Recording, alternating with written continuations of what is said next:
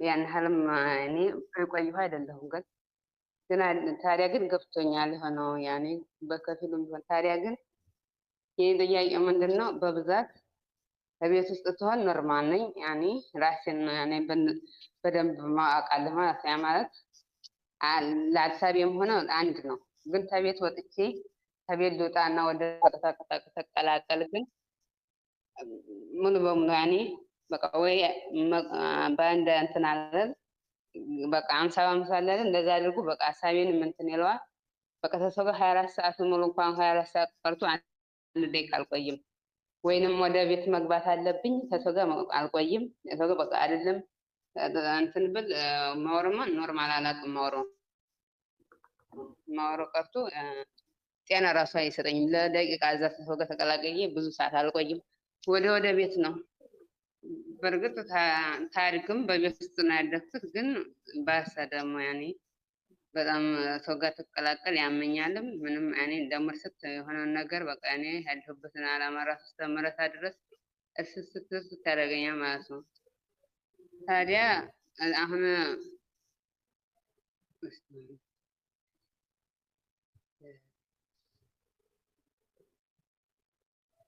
እሺ እህት ዓለም እየሰማው ነው። እሺ ወንድሜ ግልጽ ሆነልህ። ሁለት ነገር ይዣለሁ። አንደኛ ዓላማዬን እዘነጋለሁ ነው። ሁለተኛ ደግሞ ከሰው ጋር ስቀላቀል ያመኛል ነው። እነኚህ ሁለቱ ናቸው አይደል? ያ ከሰው ጋር ያመኛል ደግሞ ያኔ በእርግጥ አገር ቤት እንደሆንኩ ያን ያህል እንትን አይደለም ማስታወስም ግን ተዝ ወዲያ ትጂ ተዝ ወዲያ አንቺ ገደብሽ ተዝ ወዲያ አይደለም ብለው ራሱ አስጠንቅቀውኝ ከዛ ግን ራሴ ታላቅ እዛ ቦታው ላይ ሆኜ ነው ራሴን የማውቀው። ያኔ እዛ ቦታው ላይ ሆኜ እንዴት ኖርማል ሆኜ አልሄድም ብዬ ለእነሱ ቃል ገባና እዚህ ቦታ አንቺ አትሄጂም ተብዬ ራሱ ታዝዤ እዛ ቦታ ላይ ግን ሄጄ ራሴን ነው የማገኘው። በዛን ታልሄድ አላውቅም። እዛ ቦታ የት ቦታ ምሳሌ አሁን መጥፎ ቦታ አለ አይደለ? በቃ ከዚህ ወዲያ አንቺ ጋር እንዳትሄጂ ምናምን ብለው ራሱ አልተውኝ እሺ ብዬ ከዛ ግን ሄጄ ነው የማገኘው ታዘዝኩበት። አልገባኝም። የት ነው? ጠንቋይ ቤት ነው ወይስ የት ነው? ወይ ጠንቋይ ቤት እንዴ? ጠንቋይ ቤት ሀገር ቤትማ እኮ ሀገር ቤት ሆነ የት ስትሄጂ ነው አትሄጂ እየተባልሽ የምትሄጂ? ወይም ደግሞ አልገባኝም። ገብቷችኋል? ሌሎቻችሁ ምዕመናን የት ነው የሚሉት?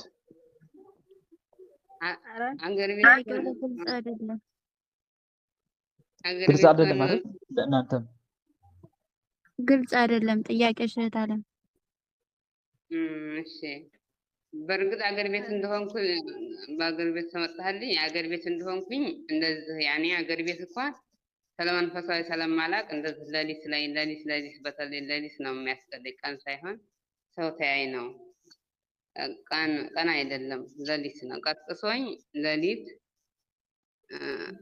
ያን ጊዜ እኔ ጋር ምንም አይነት መንፈስ የለም። በእርግጥ ያን ጊዜ በእናቴ ላይ ነው በእናቴ መንፈስ ነበር የሚቀሰቅሰኝ። ቀስቅሶ በሌሊት እንትን ላይ ነበረ ያስከደኛል። የት ጠንቋይ ቤት ነው ወስዶ የማገኘው ጠንቋይ ቤት ነው። ግን ያን ጊዜ ራሴ ግን ምንድን ነው የሚያደርገው ትንሽ አውቃለሁኝ። እንዲህ አሁን በዚህ ሰዓት ብቻዬን አልሄድም ምናምን ስል ታላቅ ወንድሜ እንደዚህ ቀስቅሶ ተጎኔ ያስደርገው ነበረ። ታዲያ አይወስዶኝ በብዛት እኔ ነው የሚቀሰቅሰኝ ሌሊት ደግሞ እዚህ ስመጣ ደግሞ ደግሞ ሀገር ከመጣሁ ወዲያ ደግሞ እንትን ነው ኖርማል እዚህ ሀገር ደግሞ እነሱ የማይፈልጉት ቦታ አለ አይደል? እንኳን እሳቸው ለእኔ የማይፈልገው እዛ እየወሰደ እንትን ይለኛል ማለት ነው። አገኘዋለሁ ራሴ።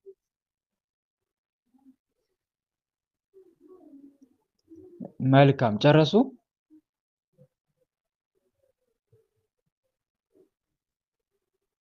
ወይም ጨረሽ? አይሰማም? የኔ ብቻ ነው የሚሰማው ወይስ? መልካም እሺ፣ ወደ ምላሹ ልግባ። ሰዓትም እየሄደ ስለሆነ እዚህ ጋር ትንሽ ጥያቄው እውነት ለመናገር ውስብስብ ብሎብኛል። ውስብስብ ከማለቱ የተነሳ አንደርስታንድ ላደርገው አልቻልኩኝም ቶሎ ብዬ ማለት ነው። ግን ትንሽ ያው ጭምጭምታ እንደገባኝ ነገር የተረዳሁት ነገር ምንድነው አገር ቤት እያለው መሄድ ሳልፈልግ ይወስደኛል። የሚወስደኝ ደግሞ እናቴ ጋር ያለ መንፈስ ነው። እኔ ጋር መንፈስ አልተጋለጠም እና እናቴ ጋር ያለ መንፈስ ሳላስበው ራሴን ሰውሮ ወደ ጠንቋይ ቤት ይወስደኛል እና ራሴን ጠንቋይ ቤት አገኘዋለሁ የሚል ነው የተረዳሁት። አንድ ያስኩት ነገር ማለት ነው። ሁለተኛ ደግሞ ከሰው ጋር ሲቀላቀል ያመኛል ነው ቅድም የተረዳሁት ማለት ነው። እንግዲህ እህት ዓለም ይሄ ነገር አንደኛ የቤተሰብ ዛር መንፈስ ዋና ዓላማው ምንድን ነው ከተባለ የሰውን ህይወት ሙሉ ለሙሉ ማጨለም ነው። የሰውን ህይወት ለማጨለም ደግሞ ሌሎች መናፍስቶችን ለመሳብ ይመርጣል። ሌሎች መናፍስትን የሚያገኝበት መንገድ ያመቻቻል። ሌሎች መናፍስቶችን ከሚሰበስብበት መንገድ ደግሞ አንዱ ጠንቋይ ቤት በማስኬድ ነው። ጠንቋይ ቤት በማስኬድ ነው። ጠንቋይ ቤት ደግሞ ሲያስኬድ በተለያየ መንገድ ነው። አንደኛ እኛ ጋር የሆነ ችግር እንዲፈጠር ያደርግና ለዛ ችግር መፍትሄ በሚል ሰበብ ወደ ጠንቋይ ቤት ሄደን ሌሎች መናፍስቶችን ሸምተን እንድንመጣ አደረገናል። ወይም ደግሞ በጓደኛ ግፊት ተገፋፍተን ነይ ምን ችግር አለ በሚል ሰበብ ወደ ጠንቋይ ቤት እንድንሄድ ያደርግና በዛ አማካኝነት አሁንም መናፍስትን ሸምተን እንድንመጣ ያደርጋል። እርሶ ጋር ወይም ደግሞ ይቅርታ ከድምፅ የተነሳ ነው ምናልባት ትልቅ ሰው ይሆናሉ ብዬ ነው እርሶ የሚለውን ቃል እየተጠቀምኩ ያለሁት። እናም እዚህ ጋር እንደተረዳኝ ከሆነ ከጥያቄዎት ምንድነው እርሶ ጋር ወደ ጠንቋይ ቤት እየወሰዱት ያለው ለምንድን ነው? ማን ነው ሰውሮት ነው እየወሰዱት ያለው ማለት ነው። ስለዚህ ይሄ ደግሞ የሚያሳየው ነገር ምንድነው? አጋንንቱ ምን ያክል ስር እንደሰደደ ምን ያክል ህይወታችሁን እንደተቆጣጠረ እዛ ቤትን ማለት ነው። ይሄም ደግሞ እንዴት አጋንንቱ እንዲህ አይነት ጉልበት ሊያገኝ ይችላል፣ ሰውሮኝ ወደ ጠንቋይ ቤት እንዴት ሊያስገደኝ ይችላል የሚል ሐሳብ ከተነሳ ደግሞ ከሚገበርለት ግብር አንጻር ይሄ መንፈስ ጉልበት ያገኛል። መንፈስ ከተገበረለት አንጻር ወይም ደግሞ እሱን ከማምለካችን አንጻር በጣም እጅግ ይጠነክራል፣ ጉልበት ያገኛል። ከዚህም ሌላም በገዛ እጅ ሌሎችን ራሳቸውን ያስጠፋ የለም ራሳቸውን እንዲያጠፉ ያደርግ የለም። ስለዚህ የተለያዩ ነገሮችን ሊፈጥር ወይም ደግሞ የተለያየ ችግር ሊፈጥር ይችላል። ይህም ደግሞ ከግብሩ የተነሳ ለመንፈሱ ከሚገበርለት ግብር የተነሳ ጉልበት አግኝቷል ማለት ነው። አሁን እኔ ግን የምጠይቀው ነገር ምንድነው? መንፈሳዊ የእርሶ መንፈሳዊ ህይወት ምን ይመስላል? ንስሐ የገባለ ከእርሶ ቤት ስጋው ደሙን የተቀበላለ? እርሶስ ንስሐ ገብተዋል? ስጋው ደሙን ተቀብለዋል? ይህንን መንፈስስ ለመቃወም እስከ ዛሬ ድረስ ምን አይነት እርምጃ ወሰዱ? ይህንን ማወቅ ፈልጋለሁ።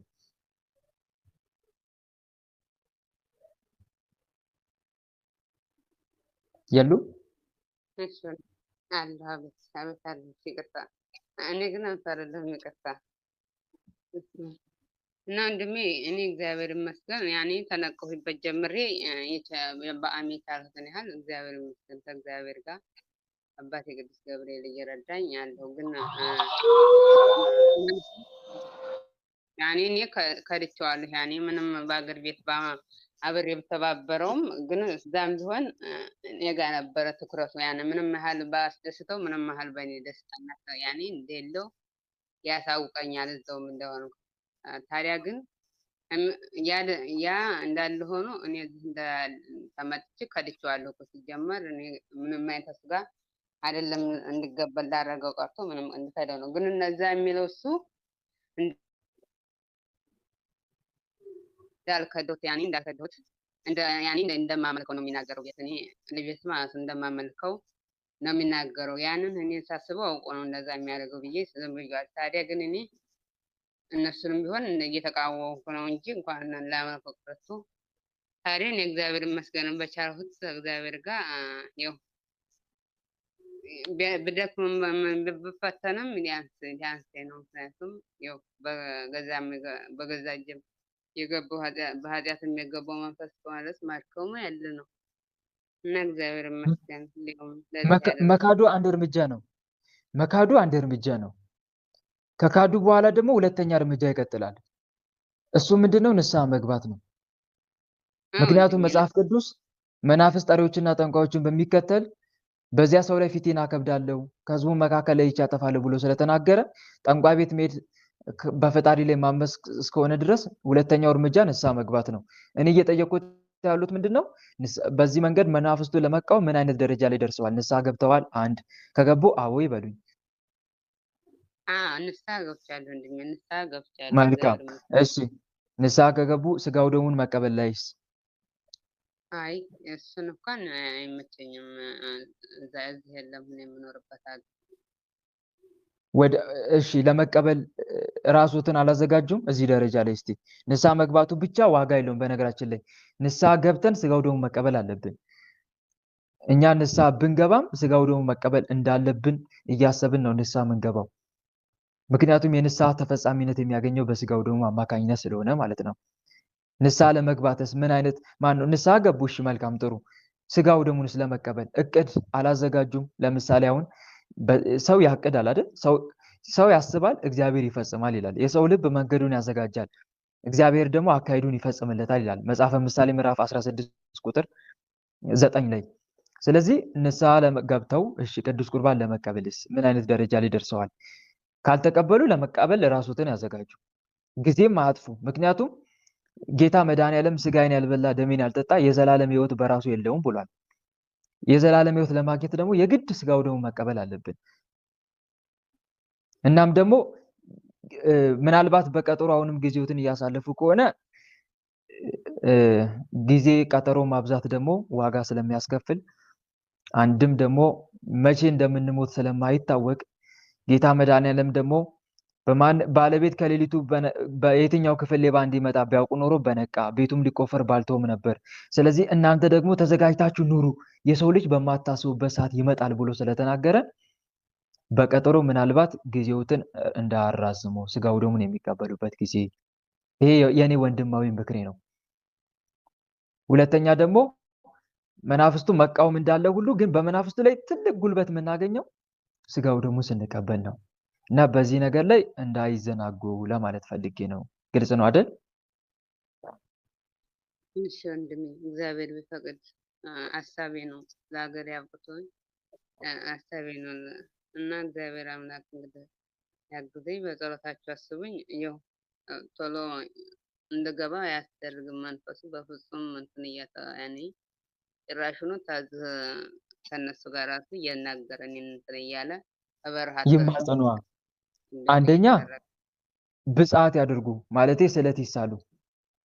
እግዚአብሔር አምላክ ወደ ሀገራውት እንዲያስገባውት እግዚአብሔር አምላክን እንዳያቅሞት ስለት ይሳሉ።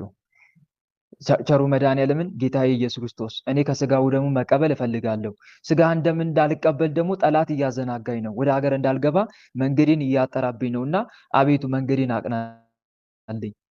ስለ ድንግል ማርያም ብለህ ስጋው ደሙ እንድቀበል እባክህ እርዳኝ ወደ ሀገሬ ገብቼ ብሎ ከተማ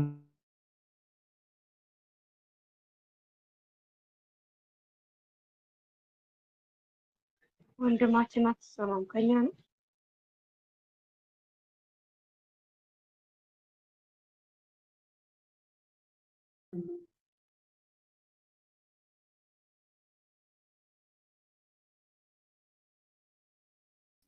አሁንስ አይሰማም? አንተ ቅድም አይሰማም ነበር? ሰማው ነበር። መልካም እሺ፣ እግዚአብሔር ይገስጸው። ከእናንተ ልጁ እንጀራ ቢለምነው እርሱም ድንጋይ ይሰጠዋል ወይስ እንቁላል ቢለምነው ጊንጥ ይሰጠዋልን? እንኪያስ እናንተ ክፉዎች ስትሆኑ ለልጆቻችሁ መልካም ስጦታ መስጠት ካወቃችሁ በሰማይ ያለው አባት ለሚለምኑት እንዴት አብልጦ መንፈስ ቅዱስን ይሰጣቸው ይሆን ብሎ ጌታ መድኃኔዓለም ተናግሯል። ስለዚህ ብትጠይቁኝ ብትማጸኑኝ በፍጹም ልባችሁ ብትሹኝ እኔ የማላደርግላችሁ ምን ምክንያት አለ ይላል እግዚአብሔር አምላክ ራሱ ክርስቶስ። በፍጹም ልባችሁም ከሻችሁኝ ታገኙኛላችሁ ከእናንተም ዘንድ እገኛለሁ ይላል። ስለዚህ ዜና ማርያም እኔም መኩረት ነው ገም ምንድነው በፍጹም ልብ ፈጣሪዎትን ቢማጸኑ እግዚአብሔር አምላክ ለሀገሮት ያበቃውታል። ግን እንዳይዘገዩ ቆይ ዛሬ ቆይ ነገ ቆይ ይችን ዓመት ቆይ ይችን 2 ዓመት ሲሉ እኛ ሰዎች የምንሞቱበት ቀን ስለማይታወቅ ተዘጋጅቶ መጠበቅን የመሰለ ነገር የለም። በዚህ በቤተሰብ ዛሩ ላይ ደግሞ የበለጠ ሞር የሚሰለጥኑ ስጋው ደግሞ ሲቀበሉ ነው። እንደዚሁ ደግሞ በህይወት ዘመኖት እንዳይፈታተኑ በበሽታ ምናምን የሚፈታተን ከሆነ ደግሞ ሰኔ ጎልጎታን እየጸለዩ እመቤቴ ቅድስት ድንግል ማርያም ሐኪሜ ነሽ አንቺ ይህን ሰኔ ጎልጎታውን በጸሎት ጸሎት በምጠመቅበት ጊዜ በበሽታ የሚዋጋኝን ክፉ መንፈስ ስራውን አስቁሚልኝ። ሊቀ መላእክት ቅዱስ ሩፋኤል ሐኪም ነህ አንተ የፈውስ መልአክ እንደመሆን ድርሳንና መልክን ጸልዬ ይህንን የጸሎት ውሃ በምጠመቅበት ሰዓት አንተ ፈውሰኝ እያሉ መጠመቅ። ግልጽ ነው አይደል? ይሄን አድርጉ። እሺ ተራ ቁጥር 2 ጽጌ አስካለ ማርያም እስክልኝ ቅርታው እንደሚያውጭ ትወጣ ሰው ጋር ተቀላቀለ ያኔ የሚቀይረኝ ነገር ከሰው ጋር ስቀላቀል የሚቀይረኝ ይሰውሮታል። አይሰውረኝ ያኔ አንዳንድ 50 ያኔ አቃልህ በስ ግን የማውቀው ምንድነው ያኔ መንቀሳቀስና ማውራቴን እንጂ ስለ ሐሳቡም ሆነ ስለ ዓላማው ሆነ ያለሁበት ያኔ በቅጽበት ነው መቀየረውና የራሰው ሆኖ ከሰው ጋር ተቀላቀለ ቤት ኖርማል ነኝ ደህና ነኝ። እሺ ውጭ ወጥቼ ከሰው ጋር ተቀላቀለ ከመቀላቀሉ በፊት ተማጽኖ ነው ማውጣት ያለበት። ለምሳሌ የሚዘክሩት መልአክ የለም ቅዱስ በየወሩ የሚዘክሩት የሚማጸኑት ድርሳኑ መልኩ የሚጸልዩት የሱን መልአክ ድርሳንና መልኩን ጸልየው ለምሳሌ ሊቀ መላእክት ቅዱስ ሚካኤል ቢሆን ቅዱስ ሚካኤል ቅደም ከፊቴ ይሄ ክፉ መንፈስ ከሰው ጋር ስቀላቀል እንዳይሰውረኝ አንተ ጠብቀኝ፣ በእኔ ላይ አታሰልጥነው፣ በእኔ ላይ እንዳይሰልጥን አንተ ጠብቀኝ፣ ለአንተ ራሴን ሰጥቻለሁ ብሎ መውጣት። ይሄንን አድርጉ። እሺ በጣም ሰዓታችን እየሄደ ነው፣ ግን በመሀል ጋፕ እየተፈጠረ ጽጌ አስካለ ማርያም ተራ ቁጥር 2 መቀጠል ትችላለሽ። ጽጌ አስካለ ማርያም የለሽም? ሰላማችን ዋለሁኝ ቁጥር 3 ትጠይቅና እኔ እገባለሁ በኋላ። እሺ ተራ ቁጥር 3 ወለተ እግዚ ሰባ ቁጥር ነኝ ወንድሜ ነኝ ልግባ። በመሀል ሰዓቱ እንዴት እየሄደብን ነው? አረ ፕሊስ እህቶቼ፣ ይሄ ሰዓት እኮ በጣም እጅግ ውድ ሰዓታችን ነው እና ፕሊስ አታባክኑ። ወንድሜ መስገባኝ 7 ቁጥር ነው በሷ ቦታ አክቲቭ ሁኑ እንጂ ጥያቄ ለመጠየቅ። ቆይ አንድ እህቴ ወለተ እግዚ የለሽም? እሺ ወለተ ስላሴ ተራ ቁጥር 4 ወለተ ስላሴ በተራ ቁጥር ነው እህቶቼ፣ ዘልያ አልጠራም። ተራ ቁጥር 4 ለወንድሜ። እሺ ቀጥይ። አሜን አሜን። ቃለ በረከት ያሰማልን ወንድማችን ጸጋውን ያብዛልን። ወንድሜ እኛ ማለት ነው እናቴ ትቀበላለች እና ልክ በምትቀበልበት ሰዓት ለምሳሌ በተከታታይ ተቀባይ ወይ 3 ቀን እንደዛ ተቀባይ ስላትኝ እዛ አሉ እናት አሉ መነኩሴ ያሉ እዛ ውስጥ የሚኖሩ እና እንኳን ሰው ይቅርና አንቺ ባለም ላይ ያለሽ በእኛ ራሱ እዚሁ ቤተክርስቲያን ውስጥ እየኖርን እና እዚሁ እንትን እያለን ፈተናው ብዙ ስለሆነ በአመት አንዴ ወይ 2 ነው መቀበል ያለብሽ ብሎ በጣም ነው የሚያሰቅቋት። በቃ እኔ በተከታታይ ልትቀበል ትፈልጋለች ወይም አንዴ ቅዱስ ሚካኤል ትሄዳለች ወይ አንዴ ቅዱስ ገብርኤል ትሄደች፣ በጣም ያሰቅቋታል። ሁለተኛ ደግሞ ንስሐ ልትቀበል ንስሐ አባቷን በምታናገርበት ሰዓት ዋሽቻለሁ ስትለው እንዴ አንቺ ለምንድን ነው የምትዋሽ? በቃ እኔ ግቢ ንስሐ ግቢ፣ ምናልባት አንደበሽ ወይ ተናግረሽ ስታወሪ ይትናገር ስለምትችይ ዋሽቻለሁ እና ተሳድበል እንደዚህ በይ አናግራታለሁ። ልክ ነገር ስትሄድ እንዴ በዚህ ለምንድን ነው የምትዋሽ? ውሸት ለምን ትዋሻለሽ? ለምንድን ነው በየጊዜ እንትን የምትይ ብለው ያሰቅቃታል። እና ሌላ ቦታ መግባት ትችላለች አሁን ንስሐ አባቷ ወይም ደግሞ ተስጋር ሀያቴ በህይወት የለችም እና ተስጋር ልናደርግ ተስጋር ሳይሆን እንደዚህ ወይም ዝክር በስሟ ወይም ልናስቀድስ ስንል እናንተ እንትን ስላላችሁ ብቻ እንደፈለጋችሁ ማዘዝ እኮ አትችሉም ብለው ደግሞ ይሄንን ነገር ይላሉ። እና በጣም የተቸገርነው ነገር እናቴ ጋር እዛ ላይ በዚህ ተቸግረናል። መልካም እሺ እህት አለምዬ በነገራችን ላይ ትናንትና አስራት በኩራት እንዴ ማይክ እየከፈታችሁ ያለ ሳይፈቀድላችሁ አጠይቁ። ማይክ መጥፋት አይቻልም። ወለተ ስላሴ ይሰማል አይደል? ድምጼ ይሰማል። አንተም እናቴ ናት ታናገር ፈልጋለሁ። ያንቺ እናት ናቸው። መልካም እሺ እሺ ይቅርታ፣ አሁን ማውራት ይችላሉ። እሺ አመሰግናለሁ። እግዚአብሔር የአገልግሎት ዘመን ይባርከው የኔ ልጅ እና አሜን። እኔማ ልል የፈለኩት ምንድነው አስራት በኩራት አሁን እንሰጣለን። በጣም እየተሳቀኩ ደግሞ በቃ ለተለያዩ ምንመና እንትኖችን አባቶች ነው የምሰጥ። ለምንድን ነው የማታኖሪላት? ለምንድን ነው ይሄን ያህል የምትሰጪ ይሉኛል። እንደዚያ ሲሉኝ ማኖር ግድ ነው። አዎ እሷን መከራዋን እያየሽ ማለት ነው።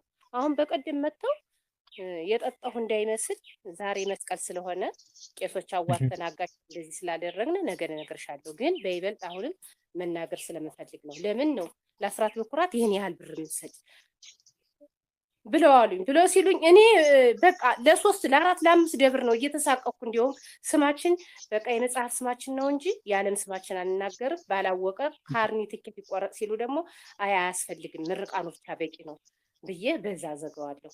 አሁን አስራት በኩራት ራሱ ስሰጥ ደስተኛ አይደሉም ሰውየው ማለት ነው። ንስሐ አባትሽ ማለት ነው። ንስሐ አባትሽ። አዎ ንስሐ አባትሽ። እና አሁን ያለችው ነገር ደግሞ እኔ ስቀበል ለምን ነው ከዓመት 3 ጊዜ ፋሲካ ቅዱስ ዮሐንስ ማለት በቃ ከዓመት 3 ጊዜ ነው የሚፈቀድ እንኳን መቀበል ብትችይ ለምን ነው በየሳምንት በየቀኑ በየ3 በየ4 ቀኑ በየ2 ሳምንት ለምን ትቀበያለሽ እያሉ ሲያሳቅቁኝ በየቅርብ ያሉ የተለያዩ ገዳማት የተገደሙም አሉ። የተለያየ በቃ ለነሱ ስል በቃ ርቀት እጄ ባጃጅ ከፍዬ ያው አያደክምም፣ ስጋ ደክሞም አያደክምም፣ ቢደክምም ምንም ማድረግ አልችልም። ለነሱ ስል እነሱ ተደብቄ እጄ ተቀብዬ እመጣለሁ። ወልዳ ማንኤል እና ምን ትለኛለህ? በአጭሩ ደግሞ መልካም፣ በጣም ደስ ይላል። በነገራችን ላይ እርሶን በማግኘቴ በጣም ደስ ብሎኛል። ምክንያቱም አሁን እህቴ ምናልባት ከኔ ሰምታ ለእርሶ የምትናገር መስሎኝ ነበረ እና ጥሩ ነው፣ አሪፍ ነው። እግዚአብሔር ይመስገን እርሶን እዚህ በማግኘታችን። እዚህ ጋር መረዳት ያለበት ነገር ምንድን ነው? እንደዛ የሚባል ነገር የለም፣ ህግ የለም። ሲጀመር በዓመት 3 ብቻ ተቀበሉ፣ በዓመት 2 ብቻ ተቀበሉ የሚባል ይሄ የተራ ወሬ ነው። የቤተክርስቲያን አስተምሮ አይደለም። ይሄ ሰው ከራሱ የፈጠረው ትምህርት እንጂ ቤተክርስቲያን እንደዚህ ብላ አታስተምርም። እንደውም የቻለ እግዚአብሔር የፈቀደለት የቻለ ሰው በየቀኑ ቢቀበል ምንም የሚጎዳው ነገር የለም። ያስቻለው ማለት ነው። በጸጋ ላይ ጸጋ ይጨመርለታል። ስጋው ደሙን ስንቀበል ከዚህ በፊት ነግሬያቸዋለሁ። ስጋው ደሙን ስንቀበል ምን አይነት ጥቅም እናገኛለን ከተባለ አንደኛው በየጊዜው የመድኃኔዓለም ጸጋ ይጨመርልናል። በየጊዜው የመድኃኔዓለም ጸጋ ይጨመርልናል። ሁለተኛ ደግሞ በየሰዓቱ የምንሰራው ኃጢአት ይደመሰሳል። ሰው ኃጢአት በ3 መንገድ ሊሰራ ይችላል ብያቸዋል አይደል?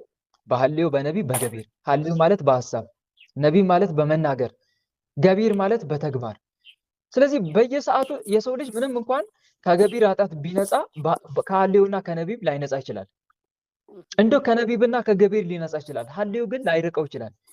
ከዚህ ይሄ ሁሉ ኃጢአት በየሰዓቱ የሚደመሰው የሚቃጠለው በምንድን ነው? ስጋው ደግሞ ቶሎ ቶሎ ስንቀበል ነው። ይሄ ጥቅም ይገኛል። ሌላ በየሰዓቱ ደግሞ መናፍስት ምን ይሆናሉ? በተለይ መተት ካለ ይታደሳል አይደል? በየጊዜው የሚታደስ መተት ምንም ስራ መስራት አይችልም። 0 ዲግሪ ላይ ይቀመጣል፣ ምንም ስራ ሳይሰራ ማለት ነው። ስለዚህ ሰውነታችን ምንጊዜም ስቴብል እሳት ሆኖ ይቆያል ማለት ነው። በምን? በስጋው ደግሞ አማካኝነት። ሌላው ደግሞ ሚስጥረ ቁርባን ከ7ቱ ሚስጥራት ቤተክርስቲያን አንዱ የሚደገም ነው። ምን የሚሆን ነው? የሚደገም ነው። አሁን የሚደገሙ ስርዓትና የማይደገም ስርዓት አለ። ለምሳሌ ሚስጥረ ተክሊል አይደገምም። ሚስጥረ ክህነት አይደገምም። ሚስጥረ ቁርባን ግን የሚደገም ነው። ስጋ በህይወት ለመቆየት በየዕለቱ ምግብ ያስፈልገዋል አይደል? ምግብ ይመገባል በየጊዜው። ዛሬ እራት በልቻለሁ ሁለተኛ ምግብ አያስፈልገኝም ማለት እንችላለን? አንችልም። ልክ እንደዛው ማለት ነው። ስጋው ደሙንም ነፍስ ደግሞ በየጊዜው መመገብ አለባት ከአምላኳ ስጋና ደም። ለምን? ነፍስ ትታመማለች በኃጢአት ምክንያት። በየጊዜው የምትታመም ከሆነ በየጊዜው የምትራብ ከሆነ የግድ በየጊዜው ምን መሆን አለባት? ነፍስ ስጋው ደግሞ መቀበል አለባት። አሁን ተረዱኝ አይደል? ስጋው ደግሞ ምን መሆን አለባት? መቀበል አለባት። ለስጋችን እንደምንመገበው ሁሉ ነፍስም አብራ መመገብ አለባት። አንድ መረዳት ያለብን ነገር ይሄ ነው። ሁለተኛ ደግሞ የቅዱሳን ሕይወት ማየት በቂ ነው። ቅዱስ ቁርባን በየጊዜው መቀበል እንዳለብን የቅዱሳን ሕይወት ማየት። አቡነ መልከጼዴቅ ባለፈው ሳስታውሳችሁ፣ በነገራችን ላይ ብዙ እያንዳንዱ ቅዱሳን አብዛኛው ቅዱሳን አባቶቻችን ስጋው ደሙን ቶሎ ቶሎ በመቀበል እንጂ የሚታወቁት ከስጋው ደሙ በመራቅ አይታወቁም። ከስጋው ደሙ በመራቅ አይታወቁም። ምናልባት በራር የሚኖሩ አባቶች ካልሆኑ በቀር እንደው ሌላውን ተውት። አባ ጳውሊ የመጀመሪያው መናኝ መቼ ነበር ስጋው ደሙን የእግዚአብሔር መልአክ የሚያቀበላቸው? ንገሩኝ እስቲ። መቼ ነበር የሚያቀበላቸው? ታሪካቸውን የምታውቁ? ሰንበት እሑድ ብቻ? ቅዳሜና እሑድ? ዓርብ ሮብሳ ቅዳሜና እሑድ ቶሎ ቶሎ በየጊዜው ያቀብሏቸው ነበረ። የእግዚአብሔር መልአክ እስከ ዓርብ ይጾማሉ። እንደገና ደግሞ ቅዳሜ እሑድ ይቀበላሉ። እና አስቡት በየሳምንቱ ሁለት የሚቀበሉ ከሆነ አስቡት እንግዲህ። ታዲያ እኚህ ሰዎች ከየት አምጥተው ነው ስጋው ደሙ በዓመት 2 ነው በዓመት 3 ነው እያሉ? አንዳንዱማ በ40 ቀን አንድ ይላሉ። የራሳቸውን ተረት ነው እየፈጠሩ ያሉት። ቤተክርስቲያን የማታውቀውን የማታስተምረውን ትምህርት ነው እያስተማሩ ያሉት ማለት ነው። እንደዚህ የሚባል አስተምሮ የለም። ስለዚህ ምን እናድርግ? ማንም ሰው የሆነ ነገር ሲናገረን ማስረጃ አምጣ። ግልጽ ነው አይደል? ቤተክርስቲያን የምታስተምረው ትምህርት አለ ወይ እንደዚህ ብላ? ስጋው ደሙን ቶሎ ቶሎ መቀበል አይገባም ብላ ያስተማረችው ትምህርት አለ ወይ? የቤተክርስቲያን ስርዓት አለ ወይ? የህግ መጽሐፍ ከህግ መጽሐፍቶች አንዱ ምንድነው? ፍትሐ ነገሥት አይደል? ምን ላይ ነው የተጻፈው? ምን ላይ ነው? እንደዚህ ብላችሁ ጠያቂ ሆኑ እንጂ እህቶቼ፣ ወንድሞቼ። የሚነገራችሁን ሁሉ መቀበል ሳይሆን ምን ላይ ነው? እስቲ ማስረጃ አሳየኝ። የለም እኮ ማስረጃ አምጣ ቢባል የለም። ማስረጃ አምጣ ቢባል የለም። ቄሱም ዝም፣ መጽሐፉም ዝም። ስለዚህ ማስረጃ፣ ያለ ማስረጃ ዝም ብሎ ማንም ሰው የራሱን ትምህርት ሲጭንብል ልንቀበለው አይገባም። ቅዱስ ጳውሎስ በትምህርት ነፋስ ሁሉ እየተነሳፈፍን ሕፃናት መሆን ወደፊት አይገባንም ይላል። ኤፌሶን መልእክት ምዕራፍ 4 ቁጥር 14 እስከ 16። ማንም ሰው ዝም ብሎ ከራሱ እየተነሳ ባስተማርን ቁጥር እኛ እንደዚሁ መንሳፈፍ የለብንም ነው። ስለዚህ እንደዛ የሚባል አስተምሮ የለም። አንዳንዱ ስጋው ደግሞ ክቡር ነው። ታዲያ ክቡር ከሆነ እንድትርቅ ነው እንዴት አዘዝከው? ራስን ጠብቀ ንስሐ እየገባ እንድትቀበል እንጂ እንድትርቅ ነው እንዴ? ክቡር ነው ብለን እንድትርቅ አይደለም እኮ። ሌሎችም ቅዱሳን ቶሎ ቶሎ ይቀበሉ ነበር። ለምሳሌ ግብፃውያን አባቶቻችን ማየት ይቻላል። ግብፃውያን ምዕመናንን ሁሉ መመልከት ይቻላል። ሲጀመር እነሱ ቅዳሴ የሚያስቀድሱ ለምንድን ነው? ለመቀበል እኮ ነው። እኛ ብቻ ነን ለማስቀደስ የምንሄደው። እና ይሄ ትልቅ ስህተት ነው። ስለዚህ እናቴ አሁን በደንብ እንደተረዱኝ ተስፋ አደርጋለሁ። አለማወቃቸው እኮ ነው። ስለዚህ አለማወቃቸውን ተገንዝበው እርሶ ዝም ብሎ መቀበል ነው ያለበት። እሺ። ሁለተኛ ደግሞ ንስሐ አባት እንደዚህ የሚመክር ከሆነ ስህተት ነው። እና አስራት በኩራት ሲያወጡ ነው ንስሐ አባት የሚቃወመው? ንስሐ አባት ነው የሚቃወመው? ይመልሱልኝ እስቲ ማይክ ከፍተው። ወይም ወለተ ስላሴ እስቲ ሰማይ ነው ታጥላቸውማ ካንተ የወሰደችውን ትምህርት ለሳቸው በተግባር በስልክ ሳገናኛቸው ማለት ነው። አንድ ቀን ራሱ አታገናኘኝ እሷን አሉ። አለማወቃቸው ማለት አለማወቃቸው እንዳለ ሆኖ ካላወቁ እሷ ደግሞ ካንተ የተማረችውን ትምህርት አይ አባዬ እንደዚህ እኮ ነው ብላ ስትላቸው ትንሽ ልጅ እሺ እንደዚህ ከሆነ ጥሩ ማለት አለባቸው። እሳቸው እኮ አኮረፏት። አንድ ቀን አኩርፈዋት እንዲሁም በሌላ ቀን ደህና ናት ወይ ብለው ሲጠይቁኝ መስመር ላይ ነበረ ላገናኘዎት ብዬ ስል አይ አታገናኘኝ ልጅ አሉ። እሺ በቃ አንተ የተማረችውን ትምህርት ለእሳቸው የተወሰነ ትንሽ 1 2 3 ነጥብ ስታስቀምጥ ይቀየማሉ። እኔ አዋቂ ነኝ ነው የምትል ይላሉ። ንስሐ አባት በቃ ይቀይሩ። እሺ ከስጋው ደግሞ የሚያርቆት ከሆነ ንስሐ አባት እንደ ቤተክርስቲያን ሕግና ስርዓት ልጆቹን ወደ ንስሐ ሕይወት ያቀርባል፣ ወደ ቅዱስ ቁርባን ያቀርባል እንጂ ከቅዱስ ቁርባን የሚያርቅ ንስሐ አባት የለም። ባለፈውም የሆነ አጭር ቪዲዮ ለቀቄላችሁ ነበረ። አትቀበሉ ራቁ የሚል ንስሐ አባት ካለ ያ ንስሐ አባት አይደለም፣ ወይም ደግሞ ሌላ ንስሐ አባት መያዝ ይቻላል። እሺ። ሁለተኛ ደግሞ ኃጢአታችንን ስንናዘዝ ደግሞ አቃቄር ያወጣ እኛን ከማጽናት እንትን ኃጢአታችን እንድንናዘዝ ከማድረግ ይልቅ የማሸማቀቅ ስራ የሚሰራ ከሆነ ሌላ ንስሐ አባት የመቀየር ሙሉ መብት አለን። እሺ ግልጽ ነው አይደል? አዎ ግልጽ ነው። ይሄን ያድርጉ። እሺ እሺ ሌላው ደግሞ ለሚጠቋቆሙበት ማንኛውም ሰው መነኩሴም ሊሆን ይችላል፣ ምዕመንም ሊሆን ይችላል። የሚጠቋቆሙበት ከሆነ ጌታ ሆይ የሚያደርጉትን አቁምና ይቅር በላቸው፣ የሚናገሩትን አቁምና ይቅር በላቸው፣ ካለማወቅ ወደ ማወቅ መልሳቸው እያሉ ይማጸኑላቸው። እሺ እሺ እሺ እኔ አባት እሺ እነሱ ባለማወቃቸው ነው። አዎ እውነት ነው። ይሄን አድርጉ። እሺ መልካም። እሺ አመሰግናለሁ። እሺ እኔም አመሰግናለሁ። ተራ ቁጥር 4 አሜን አሜን። ተራ ቁጥር 2 ጽጌ አስካለ ማርያም ተዘጋጀሽ?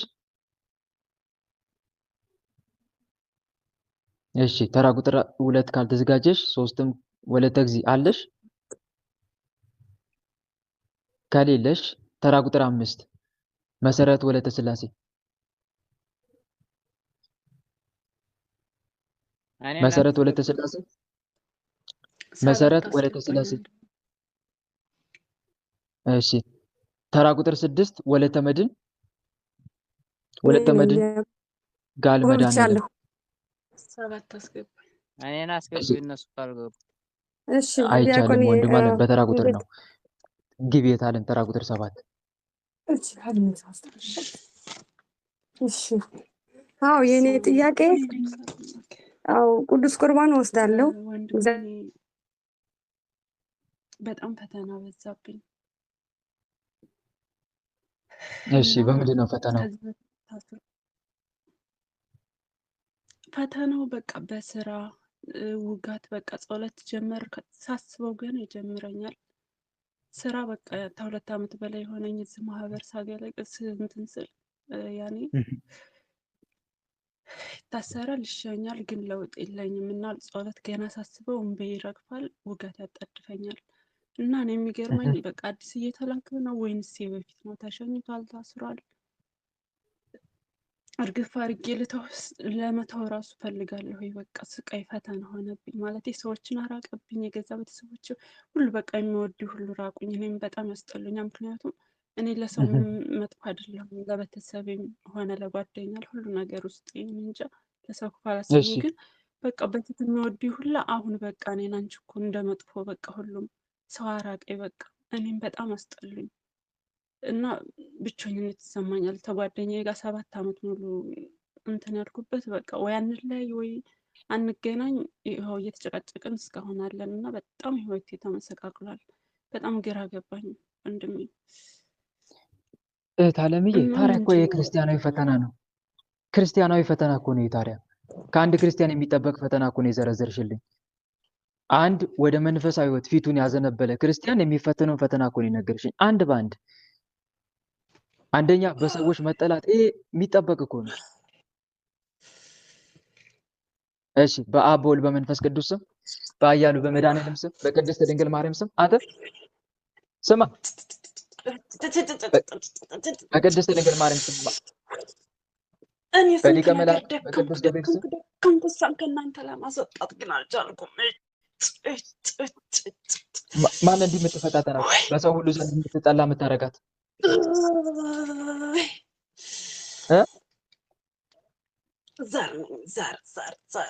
ዘር ከእናቴ የመጣ ዘር የቤተሰብ ዘር ቤተሰብ ዘር። እሺ ሌላስ ማን አለ? ሌላስ ማን አለ?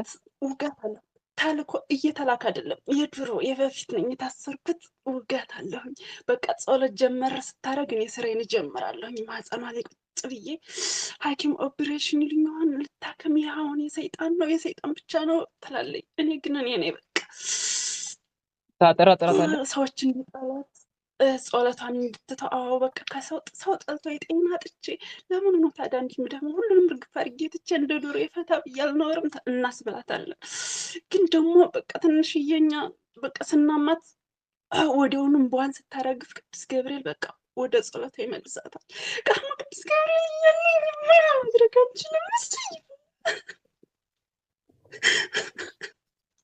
እሺ የውጋት ማህፀኗ ላይ ተቀመጥከው ምን አልክ ተብለህ ነበር የተላከው?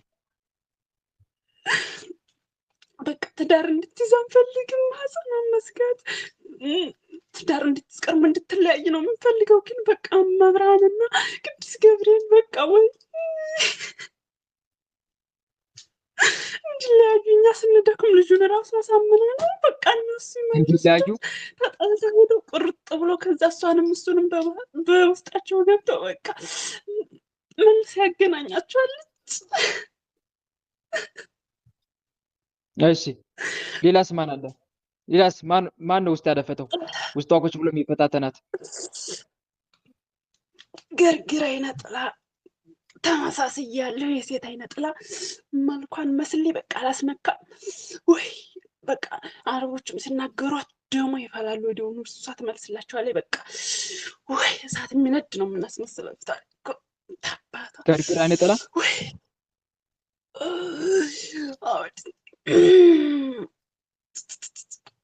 እሺ ሌላስ የቀረ ማን አለ? ሌላስ የቀረ የትዳር መተት የምንሸኝም አለን። ግን ተቃጠልን በቃ ምንም እሱ ነገር መቃጠል ነው በቃ እንባዋ እሳት ነው እሳት። እሺ ሌላስ የቀረ ማን አለ? የትዳር መተት ሌላስ ቡዳ አለን። በቃ መልኳን እያየን ፀጉሯን እያየን የምንበላት ስታይ ፈቷን ራሷን ስታይ ነው ራሳችን። ሚዲያ ላይ ደግሞ ፎቶ እናስለቅቃታለን። የታባታ ፎቶ እናስለቅቃታለን። ቪዲዮ በቃ አለቅም ተልና መልሰን እናስለቅቃታለን። የታባታ ቡዳ ተሰብስበናል። እንደ ጉድ ቡዳ ምቀኛም አለን። ቡዳ ሌላስ ምቀኛ የገዛ ጓደኞቿ ቤተሰቧ እንዲመቀኛት እንዲቀኑባት ነው ያደረግናት። በቃ በፊት እኮ ሰው በጣም የሚወዳት ምንም ሳታረግላቸው እሷ ራሱ ምንም ሳላረግ ሰው የሚወደኝ አሁን ምንድነው ትል ነበር። አሁን ግን የታባታ እዚህ ተገባይ ጀምሮ ሰው እንዲጠላት አድርገናታል። የታባታ ብቸኛ ናት ያደረግናት። እሺ ሌላስ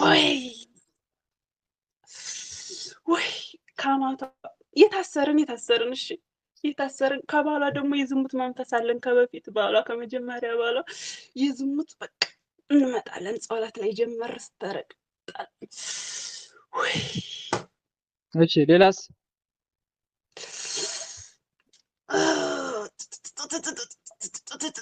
ሰራቢ ገንዘቧን ሰርታ ስትሰራም ብክንክን በቃ ጥፍት ስንት ዓመቷ ይኸው እናንተ ጋር ተገቢ ጀምሮ ገንዘብ ለካ አታውቅም። በቃ የአልፎ አልፎ የምትሰራትንም ጥፍት እዚሁ በቃ ከዛም ደግሞ ስራ እናሰጣትና ቁጭ ታባታ። ሰራዊታችን ሰብስቡ ሁላችሁ የሰላቢ ከገንዘቧ ተነስ የሙት መንፈስ ምን አባታ እንሰራለን እዚች ጋር። እስቲ ሸኘን። እሺ የምንሸኘው የምንሸኝ ብዙ አለን። ሌላስ የቀረ ማን አለ? ከልከሌው 666 አፈር ብላና በስልክ ስክሪን የገባን ምን ቲክቶክ ላይ ገብታለች። በቃ ቲክቶክ ላይ ከልከሌው ሳለን 666 ሳትማኤል ሉሲፈር በቃ እያለ እየጠራችን ብታይ አቃጠለችን። ታስረናለች። ትንጥ እየጣለ እያድርጋ አልቅሳ ታስረናለች። ምንም ሰልሰል ሳሰብ ድኮ በእንባ ብቻ ታስረናለች። አፈር ተብላና እሺ ሌላስ የቀረ ባከን በቃ የባቤ የቀረ ሌላ የባቤ ዘንዶ ጫር ብሎና ሌላስ እናንተ ደግሞ ሌላስ ለራስ ተናግረኝ ትከለከለ። ሰላም ለከ ገብርኤል ሊቅ ነበልባለ እሳት ምውቅ ቀደስኩ መስዋዕቱ ለመልከ ጼዴቅ ከመትባርከነ በመስቀልከ ዘወርቅ ገብርኤል ማእከሌነ ተዋነ በጽድቅ ሊቀ መላእክት ቅዱስ ገብርኤል አቃጥል። ሌላ አይቀረ ተጓደኛዋ የመጣው የሴት አይነጥላ ያለያየኋቸው እሱ ወደ ሌላ እንዲሄድ አደርገዋለሁ። የታባታ እሺ ሌላስ በቃ ወይ ሰራዊታችን ሰብስቡ ቶሎ ቶሎ ቶሎ በቅዱስ ገብርኤል ስም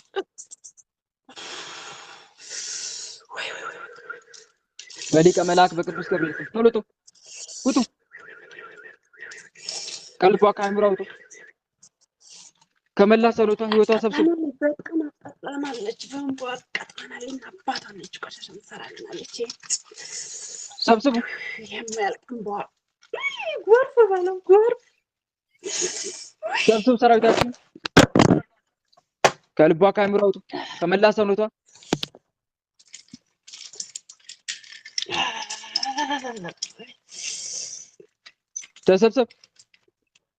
ተሰብስበናል ሰራው ተሎ ፈተናችሁን ሁሉ አንሱ በመድኃኒዓለም ስም ፈተናችሁን ሁሉ አንሱ ፈተናችሁን ስራችሁን ሁሉ አቁም ስራችሁን ሙሉ ለሙሉ በሰው ላይ ያደራችሁ የምትፈተተኗት የበተናችሁትን ሰራዊት ሰብስቡ ቶሎ ሰብስቡ ቶሎ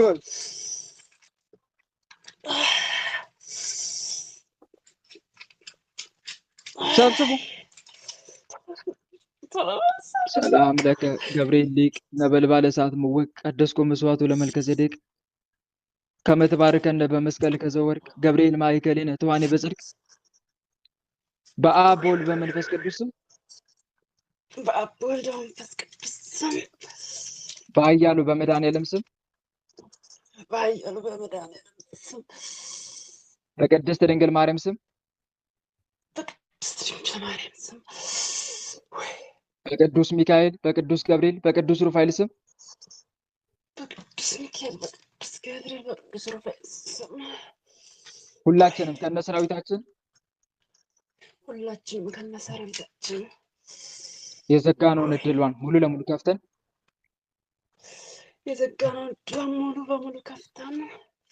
ማጸኗ ላይ ተቀመጥ ተነስ ከማጸኗ ተነስ ቶሎ ተነስ በቅዱስ ገብርኤል ስም የውጋት መንፈስ ተሰብሰብ ቶሎ ተሰብሰብ በሽታን አንሳ አንስቻለሁ ሁሉም አይሰማትም አሁኒቱ ነው ያነሳሁት የለም ሁላችንም ከነሰራዊታችን እስከምንሸን ድረስ ምንም ስራ ላንሰራ ሰማይና ምድርን በፈጠረ በአጋዕዝተ ዓለም በቅድስት ሥላሴ ስም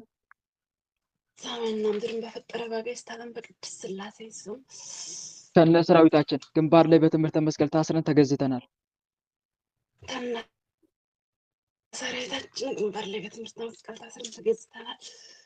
አጋዕዝተ ዓለም ቅድስት ሥላሴ ስርዓታችን ያጽኑብን።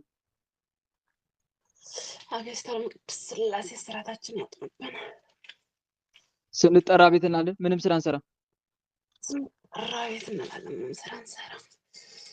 እየተፈታተናችሁ አላችሁት እነማን ናችሁ? የታሰራችሁ ወይስ ያልታሰራችሁ? ታስረናል። የዘር ታስረናል። ጥሎ ወጊ ታስረናል። ግን ፈተናችን አላቆምንም። ዘር ጥሎ ወጊ ለምንድን ነው ያላቆማችሁት? ለምንድን ነው ያላቆማችሁት ፈተናችሁ? ለቀቅ ነው የምታደርገው። እሷም ግን ደግሞ ጸሎት ስትጀምር ነው የምናማት። ካልጸለይ እኮ አናማት እናደፍጣለን። ከዛ እሷ ካልጸለይ እኮ ደህና ነኝ ትላለች። ግን ደግሞ በቃ ስታቆም ወዲያውኑ ትመለሳለች። በቃ ቅዱስ ገብርኤል በቃ ይመጣባታል። በቃ ጸሎቷን ይጀምራታል ይመጣባታል። ከዛ ማለት ነው ከሃዲ እኮ ነው ቅዱስ ገብርኤል እኔ እኮ ከሃዲ ነኝ ለማታለቅሳት ያዝ ለቀቅ ነው የምታደርገው።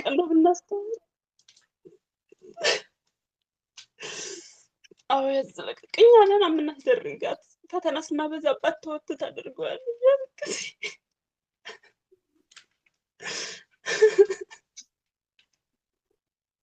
እሺ የምትሸኙ ተዘጋጁ የምትሸኙ ቶሎ ቶላችሁ ከማታ በቅቤ በሙዴ የተደገምኩኝ የታሰርኩኝ ምሻኝ የዝሙት በፊትባ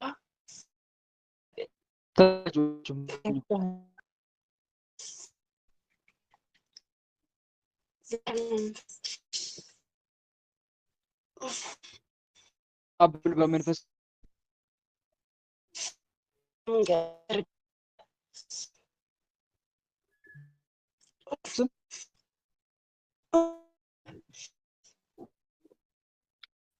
ተነስ በሊቀ መላእክት መንፈስ ቅዱስ ስም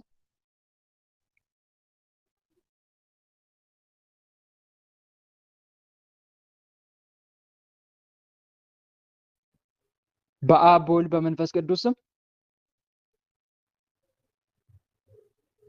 አስወጥቷት ነው። ይሰማችኋል ድምጼ የኔ?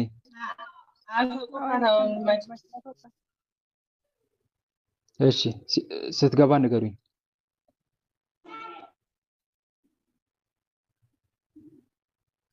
እሺ ተራ ቁጥር 6 ወለተ መድኃኒት ወለተ ምድን ተራ ቁጥር 6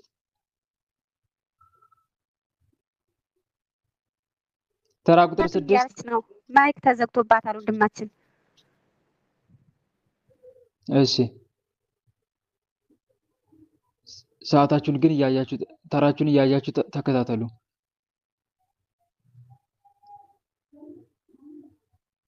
ተራ ቁጥር 2 ወደ ኋላ ልመለስ ነው እንግዲህ፣ ግን ወደ ኋላ መመለስ የለብኝም ነበር። ሌላ ጊዜ ግን ፕሊስ ተዘጋጁ፣ ራሳችሁን አዘጋጅታችሁ ጠብቁ። ሰውን አታሰልቹ። ጥሩ አይደለም። ተራ ቁጥር ለምን ያዛችሁ ታዲያ? ተራ ቁጥር ማገቡ ከሆነ ተራ ቁጥር መያዝ አይጠበቅባችሁም ነበር ማለት ነው፣ ወይም የማይመቻችሁ ከሆነ ማለት ነው። እና ያያችሁ ብትከታተሉ አሪፍ ነው። ካልሆነ ግን ዝም ብሎ ብቻ እገሌ ግባ ብዙ ጥያቄ ያለው ሰው እያለ እናንተን መጠበቅ ማለት ይከብዳል። እሺ ቀጥየቴ እግዚአብሔር ይስጥልኝ ወንድም አለ ያገልግሎት ዘመን እግዚአብሔር አምላክ ስለዚህ የኔ ጥያቄ ማለት ነው ወንድም አለ በልጅነቴ ራሴ ላይ በድንጋይ ተመትቼ ነበር ማለት ነው። አሁን በመቁጠሪያ ስቀጠቅጠው አበቀችብኝ ያቺ የተመታችው ማለት ነው። አሁን ያቺ የተመታችው በድንጋይ የተመታሁት አንድ ሳምንት ደም ያመጣብኛል በዛ በቁስሉ ላይ፣ አንድ ሳምንት ደግሞ መግል ያመጣብኛል። አሁን እያቃጠሉ በጣም አሙኝ ወንድም አለኝ እና ፀጉሬንስ ልላጨውስ ኋላ እንዴት ላድርግ ወንድሜ? በጣም እያቃጠለ አሙኝ ነው እና መፍትሄ መከረኝ። ቅባ ቅዱስ ለምን አትቀቢ? ቅባ ቅዱስ ለምን አትቀቢ? ለምሳሌ የሊቀ መላክ የቅዱስ ሩፋኤልን መልክና ድርሳን ከጸለይሽ በኋላ ቅባ ቅዱሱ ላይ ወይም የወይራ ዘይቱ ላይ ጸሎት አድርገሽ መቀባት ቆስሉ ማለት ነው። እና ዝም ብሎ መቀባት ግን አይደለም። ፈውሰኝ ከመሜ እያልሽ መማፀን፣ ከመሜ ፈውሰኝ እያልሽ መማፀን፣ እንደዛ እያልሽ። ሁለተኛም ደግሞ በተለይ እንደዚህ የሆነ ነገር ተፈንክተን ወይም ደግሞ የሆነ ነገር ደምተን ያ ቁስል ከመዳን ይልቅ የሆነ ዝም ብሎ የሚመረቅስ ከሆነ አንደኛ ልክፍት መናፍስት ሲገቡ የኛን መፈንከት የኛን ደም መፍሰስ ተከትሎ የሚገቡ መናፍስቶች አሉ። በተለይ ደም ሲፈስ አይተው የሚገቡ መናፍስቶች አሉ። የልክፍት መናፍስት፣ ጋኔል፣ እነኚህ መናፍስቶች ውስጥ ካደፈጡ ቁስሉ ከመዳን ይልቅ ያመረቅዛል። እንደዚህ አይነት ችግር ይፈጠራል። ስለዚህ በቁስል ላይ የተሾመ መልአክ ደግሞ ሊቀ መላክ ቅዱስ ሩፋኤል ነው እና የእሱን መልክ ድርሳን ከጸለይን በኋላ ቅዱስ ሩፋኤል ሆይ ከቁስሌ ፈውሰኝ፣ ቁስሌ እንዳይድን የሚፈታተን መንፈስ ካለም ስራውን አስቁምልኝ እያሉ መማፀን ያስፈልጋል። እሺ አንድባች እንደዛ አደርጋለሁ፣ ግን በጣም ነው የሚያቃጥለኝ ማለት ነው። ስውር ውስጥ የሚያደርገኝ ድረስ ነው የሚያቃጥለኝ ማለት ነው። ያንን ሳደርግበት ማለት ነው። ስራን አቁም እያልሽ አትቀጠቅጪውም። ቁስሉን እኮ አይደለም የምትቀጠቅጪው፣ ጀርባሽን መቀጥቀጥም ትችያለሽ።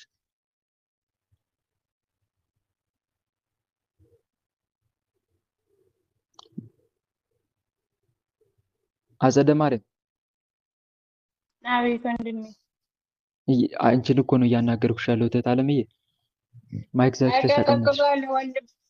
ወንድም አለኝ የቀጠቅጠዋል ማለት ነው። ቁስሉን ሳይሆን ጀርባዬ ላይ ሆነ ስቀጠቅጠው ያንን ደግሞ ቅባ ቅዱስን እንትን እያለሁ እየባረኩ ስቀጠው ማለት ነው። በጣም ነው የሚያቃጥለኝ ማለት ነው። ጆሮዬን ሁላ ነው አሁን ድፍን ያደርገኝ። በቀኝ ጆሮዬ አይሰማም ማለት ነው። ጆሮዬን ሁላ ነው ድፍን ያደርገኝ ማለት ነው። ወንድም አለኝ በጣም ነው ግራ እያጋባኝ ያለው። ስውር ነው የሚያደርገኝ ደግሞ አሁን በጣም ሲያቃጥለኝ ማለት ነው። ውሃ እያደረግሁ ነው ስሬንም የምሰራው ማለት ነው። 24 ሰዓት በልብስ እያራሱ ራሴ ላይ እያስፈኩ ነው የምሰራው ማለት ነው። እና በጣም እያቃጠለኝ ነው። እንደዛ ደግሞ አረግበታለሁ ማለት ነው። ታቋርጫለች እንዴ? መቀጥቀጡን መቀባቱን ለምሳሌ አንድ ቀን እየተቀቡ አንድ ቀን ማቋረጥ በመሀል እንደዚሁ መቀጥቀጡንም እንደዚህ አይነት ነገር አለ እንደ አንቺ ጋር? መቀጥቀጥ እኔ ብዙውን ጊዜ አልቀጠቅጥም ማለት ነው። ስግደትና ጸሎት ግን አላቋርጥም ማለት ነው። መቀጥቀጥ ግን አይመቸኝም። ሰዎች የማብሮ ስለሆነ ረበሽን እያሉ ጸሎት መስገድና ጸሎት ማድረግ ግን አላቋርጥም። አቋርጥም ማለት መናፍስቱንም መገሰጽ ማቋረጥ የለብሽም ታለሚ። በመሀል መድኃኒት እያቋረጡ መዋጥ በሽታው መድኃኒቱ እንዲደበቅ እድል እንደሚሰጠው ሁሉ ልክ እንደዚሁም ደግሞ በመሀል እያቋረጡ መናፍስቱ መገሰጽ ለውጡን ወዲያው እንድናገኝ አደርገናል። ስለዚህ ማቋረጥሽን ማቆም አለብሽ። እነሱ ደግሞ ስለተቃወሙሽ እጅ መስጠት የለብሽም። አንደኛ ማስረዳት አለብሽ እነሱን በሚገባቸው መንገድ ማለት ነው። እኔ ስለታመምኩኝ ነው፣ እያመመኝ ስለሆነ ነው፣ እንደዚህ ካላደረኩ ስለሚያመኝ ነው ብለሽ አስረጃቸው። ከዛ በኋላ መናፍስቱ መቀጥቀጥ። ስትቀጠቅጭ ደግሞ ይህን ያክል በጣም ስለደበደብሽ እኮ አይደለም፣ ለመገሰጽ ያክል ነው። ስራን አቁም እያልሽ ነው የምትገስጨው። መጽሐፍ ቅዱስ ዲያብሎሱን ተቃውሞ ከእናንተም ይሸሻል፣ ወደ እግዚአብሔር ቅረብ ወደ እናንተም ይቀርባል እንዳሉ ለመገሰጽ ያክል እኮ ነው፣ ለመቃወም ያክል ነው የምትቀጠቅጨው። እና ያንን ማድረግ። ሁለተኛ ደግሞ አብዝቶ መማፀን ሳታቋርጭ ማለት ነው። ጌታ ሆይ ይህንን በቁስል አማካኝነት እንደዚህ አመርቅዞ ከቁስሌ እንዳልድን የሚያደርገኝን ክፉ መንፈስ ስራውን አስቁምን እያሉ ፈጣሪ መማፀን። ያንን ማድረግ ያስፈልጋል እህቴ። እሺ ወንድማችን ቃል ብዳስ መለስ አካውን ያብዛል አገልግሎት ዘመን የዘላለም አምላክ ያስረዝምልን። ኑርልን ወንድማችን፣ አመሰግናለሁ። አሜን አሜን እህቴ። እሺ ተራ ቁጥር 7 12 ማን ተራ ቁጥር 8 ወለተ ማርያም የራማው ይቅርታ ዲያቆንዬ፣ እኔ አልፎኛል።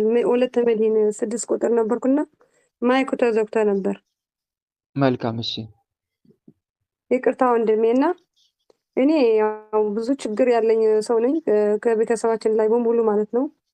ያው በቤታችን ላይ የሆነ የተቀበረ ወደ ሰረት ነው፣ በትግርኛ ሰረት ይባላል፣ በአማርኛ እንጃ ምን እንደማሆን የተቀበረ አለ እንደተባለ በመምህር ግርማ ተነግሮናል። እና የት እንደሆነ ያው እስካሁን ምንም ምንጭ የለም ማለት ነው። እና በቤተሰባችን ላይ ሁሌ መጣላት ነው። ያው ቤተሰባችን በጣም የዋህ ሰዎች ናቸው፣ በጣም ጥሩ ሰዎች ናቸው። ግን በራሳችን ላይ በቃ በቃ እንደተባለ ሰው በቃ እንደዚህ በቤታችን አሁን 3 4 ነን፣ ትዳር የሌለን በቃ ወልደን ዝም ብለን ተፋተን ማለት ነው። እና ሁለቱ ልጅ ወንድሞቼ ደግሞ መናፍቃን ሆነብኝ እና እኔ ብቻ ነው የምጸልየው እንደ አቅሜ ማለት ነው። ያው ደካማ ነኝ፣ ግን እኔ ብቻ ነው እና አይገባቸውም። ስነግራቸው ራሱ አይገባቸውም። አሁን እናቴ በሽተኛ ናት በአዝማ። ቁርባን ውሰጂ ስትላት አትሰማም፣ መድኃኒት ብቻ ነው። ያው ቁርባን ደግሞ ሁሌ አይደለም አንዳንዴ ነው። እና አባቴም ደግሞ 85 ዓመቱ ነው። እስካሁን መጠጥ ይጠጣል። ምንም መስማት አልቻለም። እና ምንድነው የማደርገው? በቃ ዲያቆንዬ ማለት ምክር ይኖርሃል አንተ? እና እሺ የተቀበረ ነገር እንዳለ ተነገረኝ በመልአከ መንክራት መምህር ግርማ ብለሻል። የተጋለጠ መንፈስ አለ እንዴ ከዚህ በፊት? ያው እኔ በህልሜ ያለው ብዙ ነገር። አዎ እኔ አባ ሄኖክ ራሱ መጥቶ ነበር እዚህ ኦኬ ሄጄ ነበርና በህልም ነው ያየሽው? ሄጄ ነበር ጸበል። አዎ በህልሜ ማርያም ራሱ አሳይታኛለች። የእድል መተት ጎረቤት እንደወሰዱብኝ አሁን ራሱ ቅርብ ጊዜ ብር ከኔ እየወሰደችብኝ አይቼዋለሁ። በህልሜ ሁሉ ነገር አይቼዋለሁ። እና የዘመድም አለ። አዎ እህቴ ቆይ አንዴ፣ በመልአከ መንክራት መምህር ግርማ ተነገረኝ አልሽው? አባቴ ሄዶ ነበርና ግርማ ቆይ አንዴ አዳምጪኛ። በመልአከ መንክራት መምህር ግርማ አየሽትኝ? አሁን ለምሳሌ በህልም አያለው ብዙ ጊዜ በተደጋጋሚ ስትይ፣ ለምሳሌ መልአከ መንክራት መምህር ግርማ በህልም ነው የታዩሽ ወይስ እሳቸው ጋር ሄደሽ ነበረ? ከዛ በኋላ መንፈሱ ተጋልጦ እሺ እንዴት ነው? አባቴ ከወንድሞቼ ጋር ሄዶ ነበርና እዛ አሁን አክስቴ ነው ታየችን ያለ አባቴ ለእኔ ጥሩ አድርጎ አልነገሩኝም። እኔም አንዳንዴ አያለው አክስቴ የሆነ ነገር መጣ አልጋ ላይ አባቴና የእናቴ አልጋ ቁጭ ብላ እነሱ መሬት ላይ ቁጭ ብለው የሆነ ነገር የተለያየ ነገር አያለው በህልሜ ላይ ነው ማለት ነው እንደገባኝ ማለት ነው። እና እሱም እንደዚህ ታይቶት ነበር። ቆይ አልተመለሰልኝም። አሁንም እንደዚህ ታይቶት ነበር ሲባል እሱ ሄዶ ነበር መላከ መንክራት መምህር ግርማ ጋር አዎ እኮ ሄዶ እንዴት ነገሩት? በግልጽ ነው እናንተ ጋር የተቀበረ መተት አለ ያሉት ወይስ እሱ ጋር መንፈስ ተጋልጦ ተናዞ ነው? እሱ አክስቴ የሆነ ነገር እንዳደረገች ነው የነገረን አባቴ። መቅበር ያለው ግን በሌላ ነው የተነገረ። እንደተቀበረ እዛ ሰረት ላይ ግን በጸበል ነው የተነገረ። አባቴ ጎበዝ አይደለም ማለት በልምድ ነው ቤተክርስቲያን የሚሄደው እና እስካሁን መጠጥ ይጠጣል። ጎበዝ አይደለም በመንፈስና ለዛ ነው እና እንትና ቆይ አክስት ሄዳ ነው አክስት ነው የት ነው አልሽኝ? ጸበል ስትጠመቅ ነው መንፈስ የተጋለጠው? እንደዛ ብሎ የተቀበረ ነገር አለ ያለው የተቀበረ ጸበል ይሄዳልና ብዙ ነገር አሳልፏል አባቴ። ጸበል ይሄዳልና በህልም ያሳየዋል። ሂድ ጸበል ታጠብና ትድናለህ ይለዋል እግዚአብሔር በህልሙና እንደዚህ ነው የሚለን አባቴ። እንደተቀበረ አለ የተቀበረ ነገር እንዳለ ይነግሮናል ቤታችን ላይ ማለት ነው። መልካም እሺ። ያው እኔ ትንሽ ግን የት እንደሆነ ግን አላውቅም። አጥብቄ የጠየቁሽ ነገር ምክንያት እና ምን ምንድነው? ልበልህ ብዬ ዲያቆንዬ ይቅርታ አሁን አስጨርስሻለሁ። ይሄ ይቆይ። እሺ አስጨርስሻለሁ። ቆይ አንዴ አስጨርሻለሁ። እየተደማመጠን ቢሆን አሪፍ ነው። እኔ ትንሽ ግራ አይገባኝ በመላከ መንክራት መምህር ግርማ ተነግሮናል እኛ ጋር የተቀበረ መንፈስ እንዳለ ሲባል ብዙን ጊዜ መላከ መንክራት መምህር ግርማ እናንተ ቤት እንደ የተቀበረ ነገር አለ አይሉም። እሳቸው የሚሉት ምንድነው? መንፈሱ ሲጋለጥ ያኔ ይናዘዛል። በዚህ አማካይነት የተቀበረም ነገር ካለ ይታወቃል እንጂ በጋድ መጥተው እናንተ ጋር እንደ የተቀበረ ነገር አለ እንደማይሉ ስለምረዳ ነው። ለዛ ነው አጥብቄ የጠየኩሽ ማለት ነው። ስለዚህ አሁን ደግሞ እየነገርሽኝ ያለው ነገር ምንድነው? በጸበል ስትጠመቅ ማን ነው? እኔ አሁንም እዚህ ጋር ትንሽ ግራ አይገባኝ። አባትሽ ወደ ጸበል ሄዶ መንፈሱ እዛ ጸበል ለፍልፎ ተጋልጦ ነው ወይስ ቤት በምን አማካኝነት ነው? አሁን ያንን ነገር ትንሽ ውስብስብ ስላለብኝ ዞሮ ግን በህልምም አሳይቶኛል ባልሽው ሊያዘው። በህልም እኛ ጋር የተቀበረ መተት እንዳለ አሳይቶኛል ባልሽው ሊያዘው። ያ ያስማማናል። እኔ የምልህ ዲያቆንዬ ነው። ቆይ ዲያቆንዬ አንዴ እኔ የምልህ ያለሁ እንደተቀበረ ያውቃሉ። አባቴ እናቴ እንደተቀበረ ያውቃሉ። መምህር ግርማ አይደሉን ያሉት። ግን መምህር ግርማ ሄዶ ነበር አባቴና አክስቴ ወደ ተመለስ። እሺ አይሰማሽም? ወደ ተመለስ ልለክሎሲ እቲ መንፈስ ተቃቢሩ ትልገልከሲ መንፈስ ተጋሊጹ ድግስ ወይ በሕል ኖ የተቀበረው እኮ መምህር ግርማ አይደለም የነገሩን። ግን አክስቴ የሆነ ነገር እንዳረገች ነው የታየው መምህር ግርማ ላይ እንጂ እንደተቀበረ አልተነገረም። ግን እንደተቀበረ ግን እናውቃለን። አባቴም በሕልም ድግስ እኔ አሁን በህልሜ ያየሁት የእድል ጎረቤት ከኛ የኛ እድል ወደ ጎረቤት እንደሄደ ነው ያየሁት በህልሜ። እሺ እየሰማሁኝ ነው። የሰማህ ነው ዲያቆንዬ። አሁን ምን ልበልህ ብለው ነው ሰዓት እንዳልወስድ ለሌሎች። አሁን ይመጣኛል በህልሜ ራሱ ማለት ስንት ሊገድለኝ ነው የሚፈልገው ሁሌ ማታ በቃ ሊገድለኝ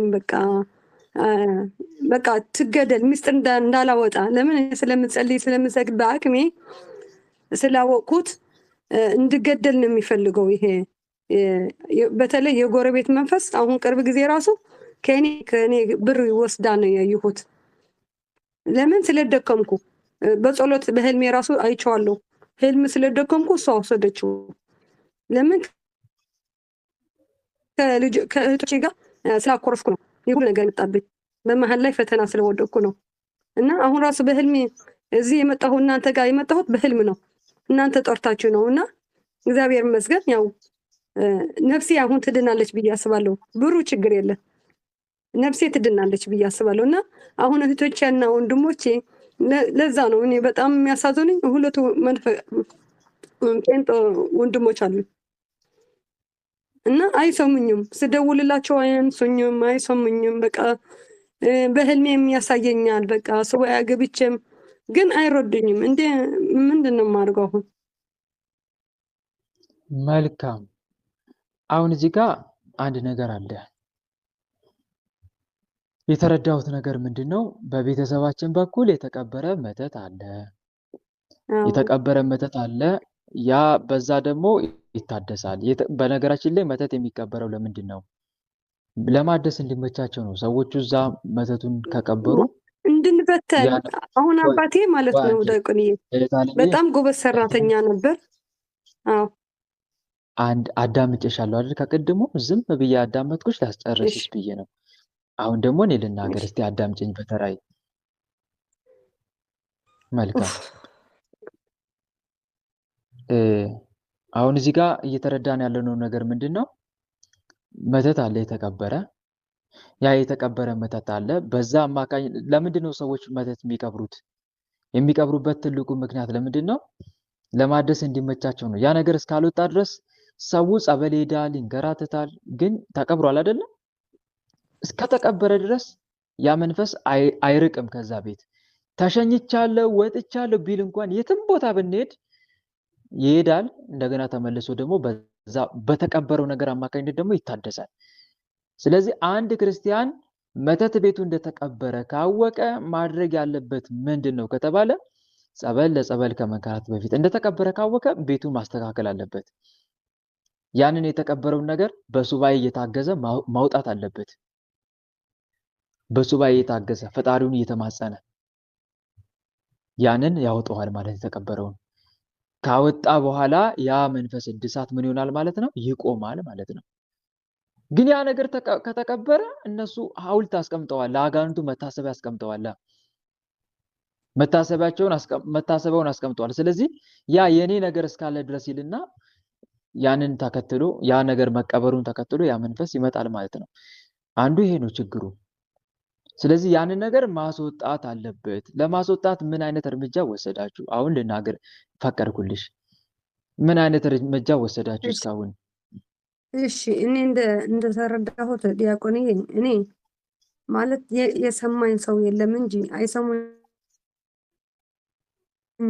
እንጂ ከዛ ቤት እንዲወጡ ለምን ሌላ ቤትም አለን። ከዛ ቤት እንዲወጡና ያኛው ቤት ለሌላ ሰው እንዲያከራዩት ብዬ አስቤያለሁ። እኔና ወንድሜ እንደዚህ ነው ሐሳባችን። ለምን የተቀበረውን ነገር ማውጣት አይቻልም? አው እንደዚህም ብያለሁ። ግን ያው እስከ ዲያቆን አንተም እንዳልከው ጥሩ ምክር ነው የምትመክረኛለህና አሁንም ሌላ እንደዚህ ለዋቸዋለሁ ነግራቸዋለሁ። ከሰሙኝ እሺ፣ ካሰሙኝ ደግሞ ሌላ ቤት ስላለ ወደ ሌላ ወጡ እላቸዋለሁ እንጂ ጭራሽ በቃ እንዳልከው ነው። ምንም የሚቀየር የለም። ሁሌ ነው የምታደሰው። የመጀመሪያው ተግባራቸው ምን ያድርጉ መሰለሽ እህቴ? የመጀመሪያው ተግባራቸው መተቱንም ለማስወጣት ከመታገል በፊት ንስሐ ገብተው ስጋው ደሙን ይቀበሉ። ሁሉም ይሄ ነው የመጀመሪያ ተግባር። ግልጽ ነው አይደል? ወለተ መድን ሌሎቻችሁ ማይክ ተቆጣጠሩ። የመጀመሪያው ተግባር ምን መሰለሽ? ሁሉም እዛ ቤተሰብ ያለ በሙሉ ንስሐ ይግባ። ንስሐ ከገባ በኋላ ስጋው ደሙን እየተቀበለ ይኑር። በንስሐና በስጋው ደሙ እየተመላለሰ ባለበት ሰዓት ቀጥታ ቋሚ ጸሎት ስግደት ይጀምር። ቋሚ ጸሎት ስግደት ጀምረው በመሃል ይህንን የተቀበረው መተት የለም ለማውጣት ጥረት ያደርጋሉ። የገቡት ንስሐ፣ የተቀበሉ ስጋና ደም፣ የሚያደርጉ ጾም፣ ጸሎት፣ ስግደት አጋንንቱን ከህይወታቸው ንቅል ብሎ እንዲወጣ ያግዛቸዋል። የተቀበረውንም ነገር ደግሞ እንዲያወጡ ይረዳቸዋል። አጋንንቱም ሲጀመር እነሱ ጋር አብሮ መቀመጥ አይፈልግም። ለምን? ነፍሳቸውን አዳኗ፣ የነፍስ ድነት ጀመሯ። ትልቁ ነገር ደግሞ ነፍስ መዳን፣ የነፍስ ድነት ነው የሚቀድመው። ነፍስ ከአጋንንት ስርዓት ከወጣች ሁሉም ነገር ቀላል ነው የሚሆነው። እህት ወንድሞች ማይካችሁን ሌሎቻችሁ ተቆጣጠሩ። እህት ወንድሞች ለምንም ነገር ከመታገላችን በፊት አስቀድመን ለነፍሳችን ድነት እንታገል። መጀመሪያ ነፍሳችንን ከአጋንንት ስርዓት እናላቅቃት። አጋንንቱ የሚፈልገው የኛን ንብረት አይደለም እኮ በዋናነት በእርግጥ እንደመታዘዙ ንብረታችን ሊያወድም፣ እንደመታዘዙ ጤናን ሊያሳጣ ይችላል። ግን ዓላማው እሱ ነው። የአጋንንቱ አይደለም እኮ። የአጋንንቱ ዓላማው ምን እንደሆነ ታውቃላችሁ? ነፍስን ይዞ ሲኦል መውረድ ነው። ብኩን አድርጎ አስቀርጦ በምድር ላይ ነፍስን ይዞ መውረድ ነው። ስለዚህ የኛ ዋናው የመዳናችን ምዕራፍ 1 ብሎ የሚጀምረው ከምንድን ነው? ከነፍስ ነው። ከነፍስ ይጀምራል። ተረዳሽኝ አይደል? ወደ ተመድን።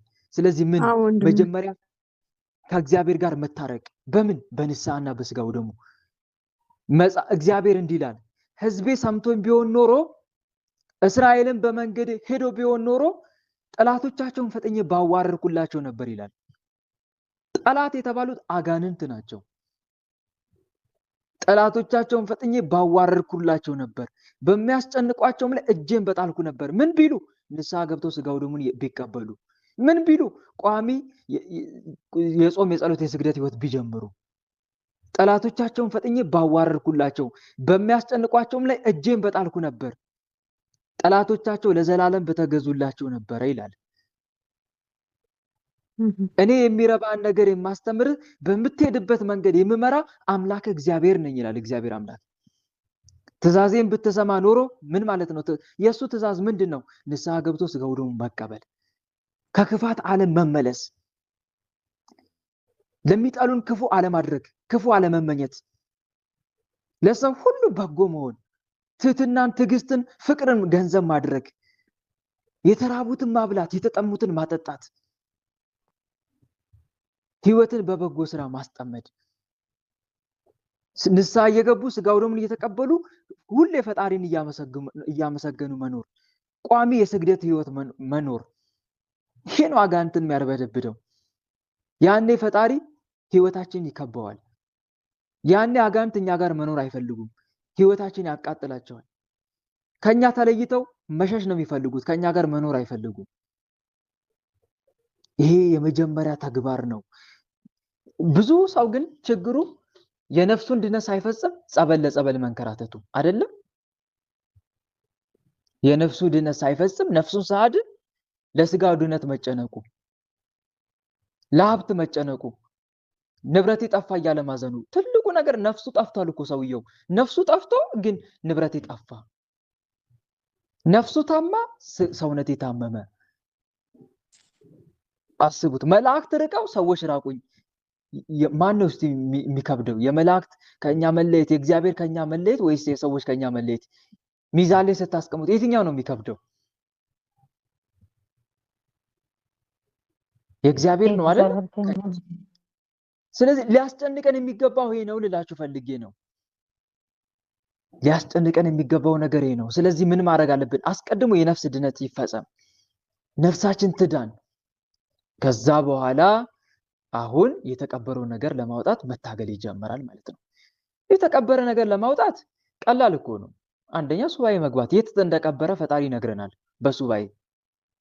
የተቀበረበት ነገር እንኳን ብናጣ፣ የት እንደተቀበረ እንኳን ባናው፣ ጌታ ሆይ የት እንደተቀበረ እባክህ ግለጽልኝ፣ የተሰወረውን የምታውቅ አንተ ነህ፣ ከአንተ ምንም የተሰወረ ነገር የለም ብንለው ያሳውቀናል እኮ። ታስታውሳላችሁ ገጠመኝ፣ የመምህር ተስፋዬ ገጠመኝ ላይ የትኛው ቁጥር ላይ እንደሆነ ባላስታውስም ንብረቷን ሁሉ ስትዘረፍ የነበረች ሴት ድንገት አጋንንቱ ሰውሮ ከባንክ በግማሽ ሚሊዮን ነው ገንዘብ ነው በሚሊዮን ነው 5 ሚሊዮን 7 ሚሊዮን ታገኛለች። የኮንስትራክሽን ስራ እንደምትሰራ አስታውሳለሁ። እና በመሃል ገንዘቧ የት እንደሚሄድ አታውቅም። ትታመማለች። ልክ ገንዘብ እጇ ላይ ሲገባ ትታመማለች። ሰውነቷን አድቅቆ ነው ከዛ በኋላ የምታገግመው። ግን ገንዘቧን ማን እንደሚዘርፋት አታውቅም። ወደ ባንክ ቤት ስትሄድ ይሄን ያክል ገንዘብ ወጥቶብሻል ትባላለች፣ ትደነግጣለች። ጌታ ሆይ ይሄን ነገር ካላሳወቅከኝማ አለችና ሱባኤ ገባች። እንደዛ አይነት ሱባኤ ባይመከርም ግን 6 ቀን ሙሉ ሳትበላ ነው የዋለችው። ይሄንን ማድረግ ግን አይመከርም። ግን ፈጣሪ እምነቷን ጽናት አይቶ መተት ያደረገባትን ሰው ሁሉ ነው በጋድ ያሳያት። የገዛ አጎቷ የወር አበባ ደሟን ወስዶ የወር አበባ ነው የድንግልና ደሟን እንደውም ተደፍራለች መሰለኝ በራሷ አጎት አይደለም። ተሳሳትኩኝ? እስቲ አስታውሱኝ ገጠመኙን የሰማችሁት። የድንግልና ደሟን ነው ወንድማችን። በትክክል እና አስቡት፣ የድንግልና ደሟን ወስዶ ጠንቋይ ቤት ሄዶ አስደግሞ በሷ ሲጠቀም መጨረሻ ላይ ግን እሱም አልተጠቀመም፣ ሞተ። ጠንቋዩ ነበረ ሲሰልብ የነበረው ገንዘቧን። መጨረሻ ላይ ይሄን ሁሉ አይታ ወደ ሀገሯ ገብታ ቤቷ ላይ ራሱ በቁም አይደል ሰው የተቀበረው? ሰው ነው እንስሳ ነው የተቀበረው? ንገሩኝ እስቲ። ሰው ነው አይደል የተቀበረው በቁም። ይሄን ሁሉ እንዴት ልታውቅ ቻለች? ሱባኤ ገብታ ፈጣሪዋን በመጠየቋ። የተሰወረውን የምታውቅ አንተን ምን እንደተደረገ የምታውቅ አንተንና አምላኩ ገለጽልኛለች። በኋላ አሳውቃት። አስቆፈረች ቤቱን። ስታስቆፍር ተገኘ። አስቡት እስከዚህ ድረስ ምን በማድረጓ? ፈጣሪዋን በመጠየቋ። በፈጠረ ሸኝኝ አታበቃም እንዴ ነው የተቃጠልኩ። ስለዚህ ምን ማድረግ ያስፈልጋል? መጀመሪያ ንስሐ መግባት፣ ስጋው ደግሞ መቀበል፣ ከፈጣሪ ጋር ያለውን ሪሌሽን ማጥበቅ። ንስሐ አለመግባት፣ ስጋው ደግሞ አለመቀበል ከፈጣሪያችን የምንጠብቀውን ውጤት እንዳናገኝ ያግደናል። ንስሐ አለመግባት፣ ስጋው ደግሞ አለመቀበል። እህት ወንድሞች፣ እነሆ የእግዚአብሔር እጅ ከማዳን አላጠረችም፣ ጆሮም ከመስማት አልደነቆረችም። ነገር ግን በደላችሁ በእናንተና በአምላካችሁ መካከል ለይታለች፣ እንዳይሰማ ኃጢአታችሁ ፊቱን ሰውሮታል ተብሎ ተጽፏልና። ትንቢተ ኢሳይያስ ምዕራፍ 59 ቁጥር 1 እስከ 2። ስለዚህ ይሄንን ማስተካከል፣ ከዛ በኋላ ለሚፈጠርብን ማንኛውም በንብረት ሊሆን ይችላል፣ ሰላም በማጣት ሊሆን ይችላል፣ ከጎረቤት ጋር በሚደረግ ሰጣ ገባ ሊሆን ይችላል። ለነኚህ ሁሉ መፍትሄ ሱባኤ እየገቡ ማስተካከል ይቻላል፣ አንድ በአንድ ማለት ነው። እና መጀመሪያ ይሄን ያድርጉ እህቴ፣ ይሄን እንዲያደርጉ ንገሪያቸው። ሁሉም ንስሐ ገብተው ስጋው ደሙን ይቀበሉ። ከዛ በኋላ መቀየር አይደለም። ይሄማ እኮ ዲያቆን አባቴና እጅ መስጠት እኮ ነው። ይሄ እጅ መስጠት ነው። አሁን ለምሳሌ አሁን አንቺ ያልሽው ምንድን ነበረ መሰለኝ ቀደም ቤት እንዲቀይሩ ምናልባት ከቤት አፈናቅል ተብሎ ከተላከስ መተቱ ተሳካለት አልተሳካለትም? ተሳካለት።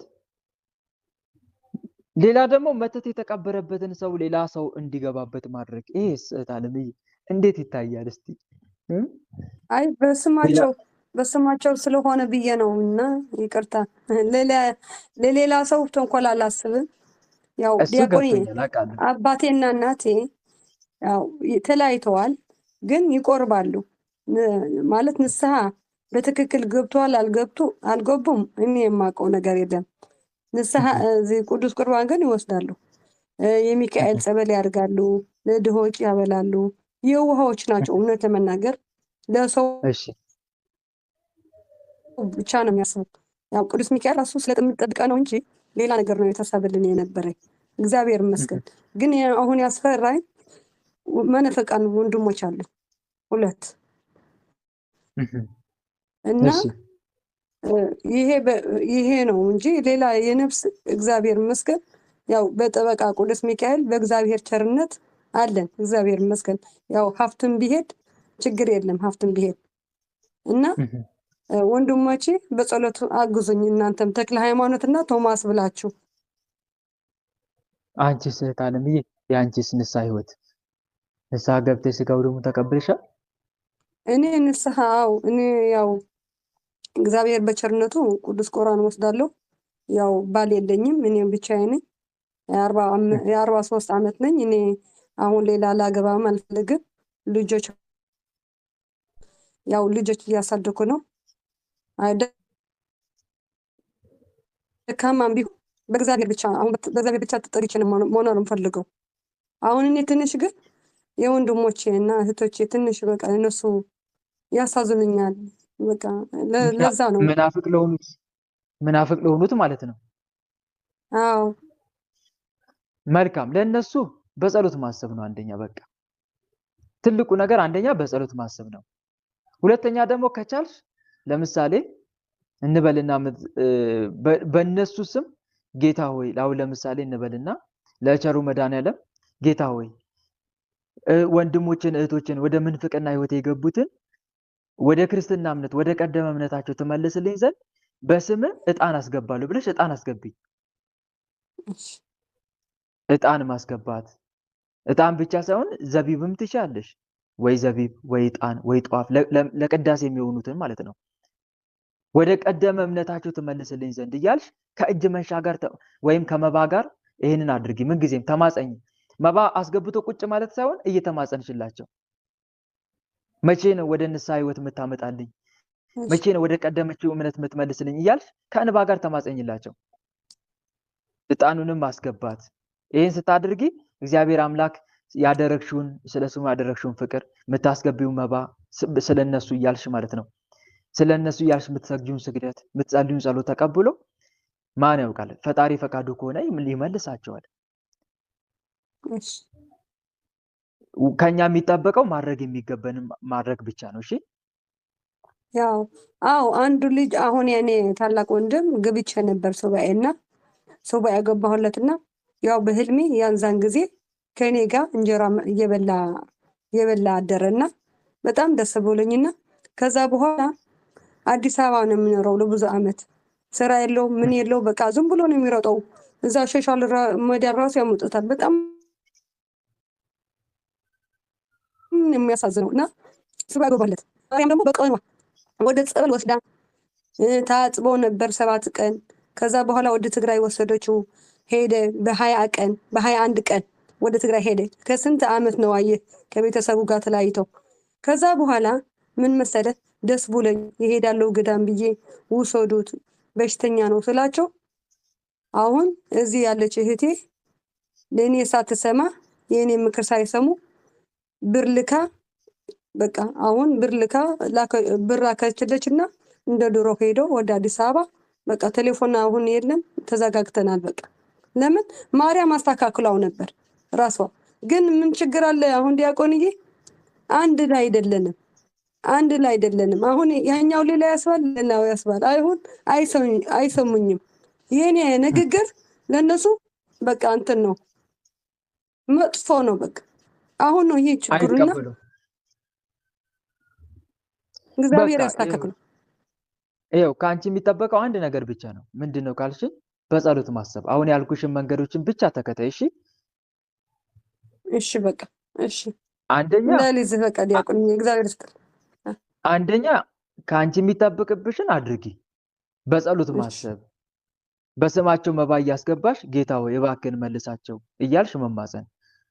ሁለተኛ ሲቀጥል ደግሞ ከአንቺ የሚጠበቀው ማድረግ የሚገባሽን እያደረግሽ የራስሽን ድነት ማሰብ ነው ያለብሽ። እሺ ይሄን ስልሽ ግን ከነሱ የሚጠበቅብ አሁን ለምሳሌ አንድ ሰው ምንም ነገር ከማድረጉ በፊት የሆነ ሰው የሆነ ችግር ውስጥ ቢገባበት ከኔ የሚጠበቀው ምንድነው ብሎ ያስባል። መጀመሪያ ከሱ የሚጠበቅበትን ያደርጋል። ሱባኤም እስከ መግባት፣ መባ በስማቸው እስከ ማስገባት፣ በጸሎት በስግደት በጾም እስከ ማሰብ። ከዚህ በተጨማሪ ግን ለራሱ ድነት ይጨነቃል። ራስን አድን፣ ወደ ኋላ አትይ፣ በዚህም ዙሪያ ሁሉ አትቁም፣ እንዳትጠፋም ወደ ተራራው ሸሽተህ አምልጥ ተብሎ እንደተጻፈው ማለት ነው። ግልጽ ነው አይደል? ይሄን አድርግ እህቴ። እሺ እግዚአብሔር ይስጥልኝ ወንድሜ፣ በረከት ይደርብኝ። ቸሩ መድኃኔዓለም በረከቱን ያሳድርብን። በርቺ። ሸኛ ለምንድን ነው ቅድም ያስወጣት? ለምንድን ነው ቅድም ያስወጣት? ለምንድን ነው ማይክ የሚዘጋው? ማን ነው? ለምንድን ነው ቅድም ያስወጣት? እኔ አይደለሁም የአየር አጋንንት ነው ያዘጋብን አፈር ይብላናት። በመድኃኒዓለም ስም ሰራዊትን ሰብስብ። የአየር አጋንንት ቶሎ ሰብስብ ሰራዊትን። እንደምን አንቀጠቀጥኩኝ። ሰራዊትን ሰብስብ ቶሎ።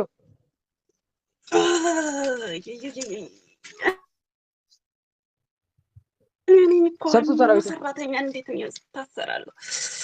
ቶሎ በፍጥነት ዋናው ሰላም ለከ ገብርኤል ሊቅ ነበልባለ እሳት ምውት ቀደስኮ መስዋዕት ለመልከ ጸዴቅ ከመተባረከነ በመስቀል ከዘወርቅ ገብርኤል ማይክልን ተዋኔ በጽድቅ ቶሎ ሰብስብ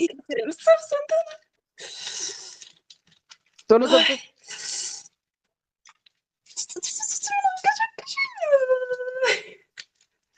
ሰብስብ ሰራዊትን። እሺ ሰብስብ በቃ ሰረኝ። በአጋዕዝተ ዓለም በቅድስት ሥላሴ ስም በአጋዕዝተ ዓለም በቅድስት ሥላሴ ስም ከአሁን ሰዓት ጀምረን የአየር አጋንንት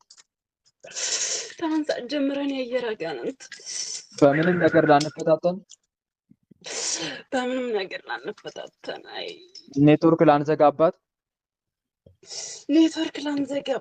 እንደኛ በሊቀ መላእክት በቅዱስ ገብርኤል ስም ታስረናል። በሊቀ መላእክት በቅዱስ ገብርኤል ታስረናል። እሺ የምትሸኙ ተዘጋጁ፣ የምትሸኙ ቶሎ እሺ ተዘጋጅተናል። ሁላችሁ በአብ በወልድ በመንፈስ ቅዱስ ስም በአብ በወልድ በመንፈስ ቅዱስ ስም በኃያሉ በመድኃኒዓለም ስም በቅድስት ድንግል ማርያም ስም በቅዱስ ሚካኤል በቅዱስ ገብርኤል በቅዱስ ሩፋኤል ስም ሁላችንም ከነሰራዊታችን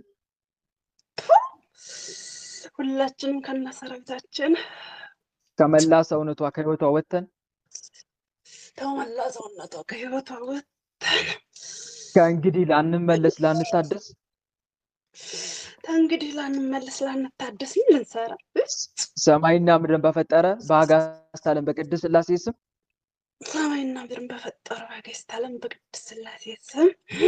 ከነሰራዊታችን በሊቀ መላእክት በቅዱስ ገብርኤል የእሳት ሰይፍ እየታረድን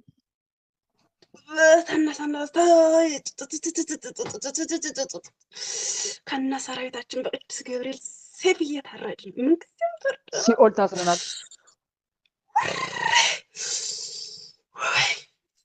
ሲኦል ታስረናል። የመጨረሻችን ነው። ሲኦል ታስረናል። ተመስገን እግዚአብሔር ይስጥልኝ። ቆይ እስቲ ታለሜ ይጠብቅልኝ፣ መልአኩ ይጠብቅልኝ። ወንድም አለምዬ እድሜህን ያርስ። ቆይ አንዴ እቴ በሊቀ መላእክት በቅዱስ ገብርኤል ስም አንተ ስማ፣ አረዳ መሸወድ ነው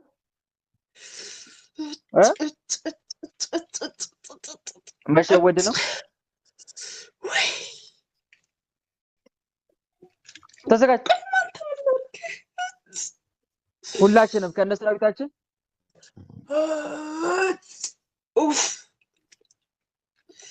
ሁላችንም ከነሰራዊታችን በአጋዕዝተ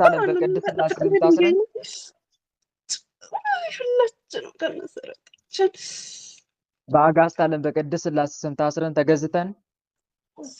በአጋዕዝተ ዓለም በቅድስት ሥላሴ ስም ታስረን ተገዝተን በሊቀ መላእክት በቅዱስ ገብርኤል የእሳት ሰይፍ እየታረድን ለዘላለም ሲኦል ታስረናል። በሊቀ መላእክት በቅዱስ ገብርኤል ሰይፍ እየታረድን ለዘላለም ሲኦል ታስረናል። ሊቀ መላእክት ቅዱስ ገብርኤል ሆይ በእሳት ሰይፍ እያረድከን ሲኦል አውርደን እያላችሁ 7 ጊዜ ክዳችሁ ቶሎ ወደ ሲኦል ቶሎ።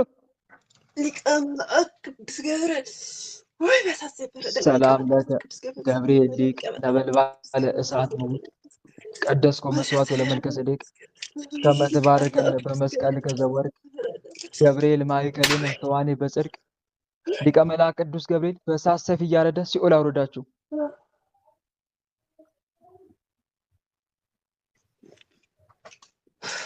እሺ።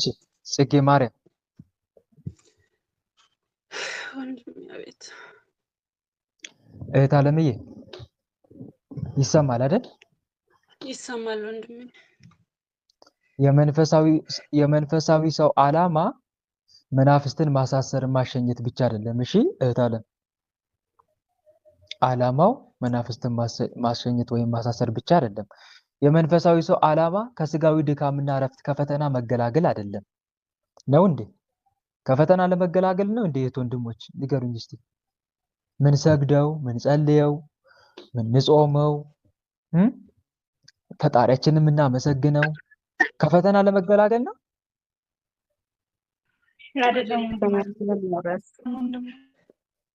የመንፈሳዊ ሰው ዓላማ ጌታን በመንግስተ ሰማይ ለማግኘት ነው አይደል?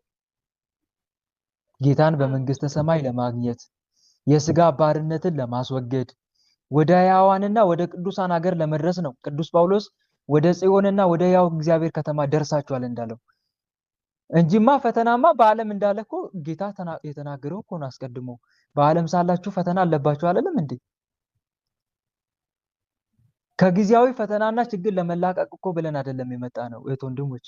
ስግደት የጀመርነው ጸሎት የጀመርነው እንደዛ ከሆነማ ተስፋ አስቆርጠናል። አሁን የእህታችን ጽጌ ማርያም እህቴ የሰማሽን አይደል? ለአንቺ ነው የምናገረው፣ በተለይ ለሌሎችም ቢሆንም ለአንቺ ነው በዋናነት። እህት ዓለምዬ አየሽ አይደል? አጋንንቱ አንደኛ ድክመትሽን አውቆታል። ያዝ ለቀቅ ነው የምታደርጊው። ሁለተኛ ደግሞ ልክ ጸሎት ስትጀምሪ አውቆ ፈተናውን ያመጣል፣ ህመሙን ያመጣል። የዚህ ሰዓት አንቺ ግራ ትጋቢያለሽ። እንዴ ስጸልይ ባልጸልይ ኖሮ እኮ እንደዚህ አያመኝም፣ እንዲህ አይነት ችግር አይፈጠርም እና ቆም ታደርጊ። ይሄን አይደል የሚፈልገው? ዓላማው እኮ ይሄ ነው። ስለዚህ ለጊዜው ጸሎት ስግደትሽን ስታቋርጪ ደህና ያስመስልሻል። ለምን?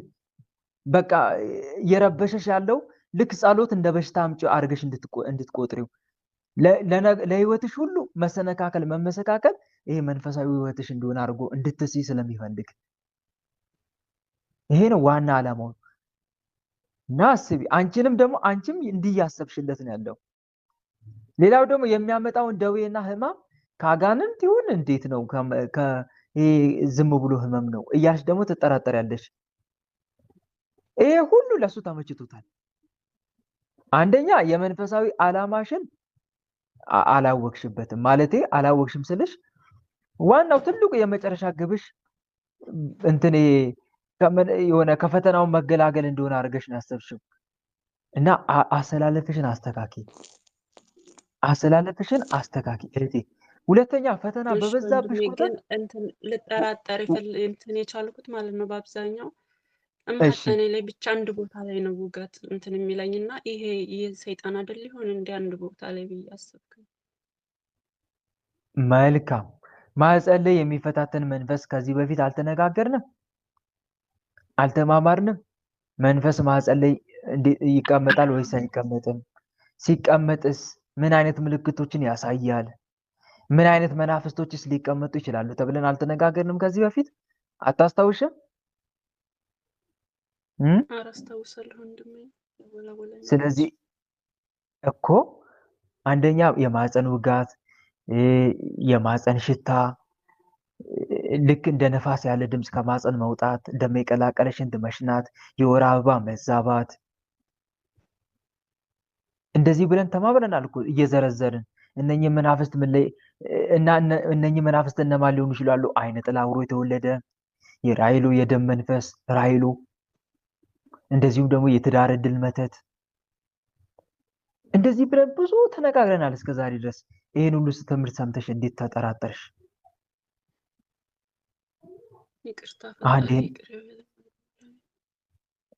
እና አንዱ ትልቁ ችግሩ ይሄ ነው፣ መጠራጠር። ደግሞ ስንጠራጠርለት እንዴት ደስ እንደሚለው መንፈስ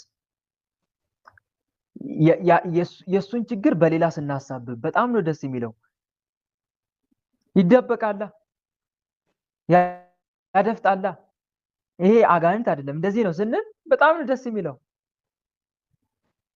ከዛ በነፃነት ይዋጋል ማለት ነው፣ በነፃነት ይፈታተናል።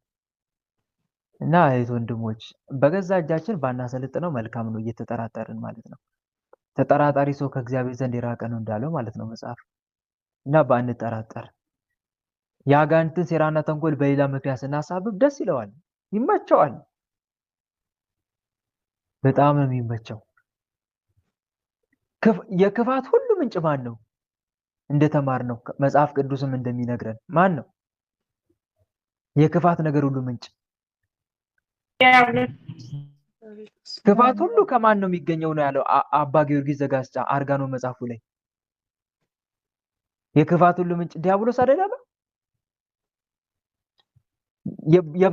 በጎ ነገር ሁሉ ምንጩ ማን ነው ሲል መንፈስ ቅዱስ አለ።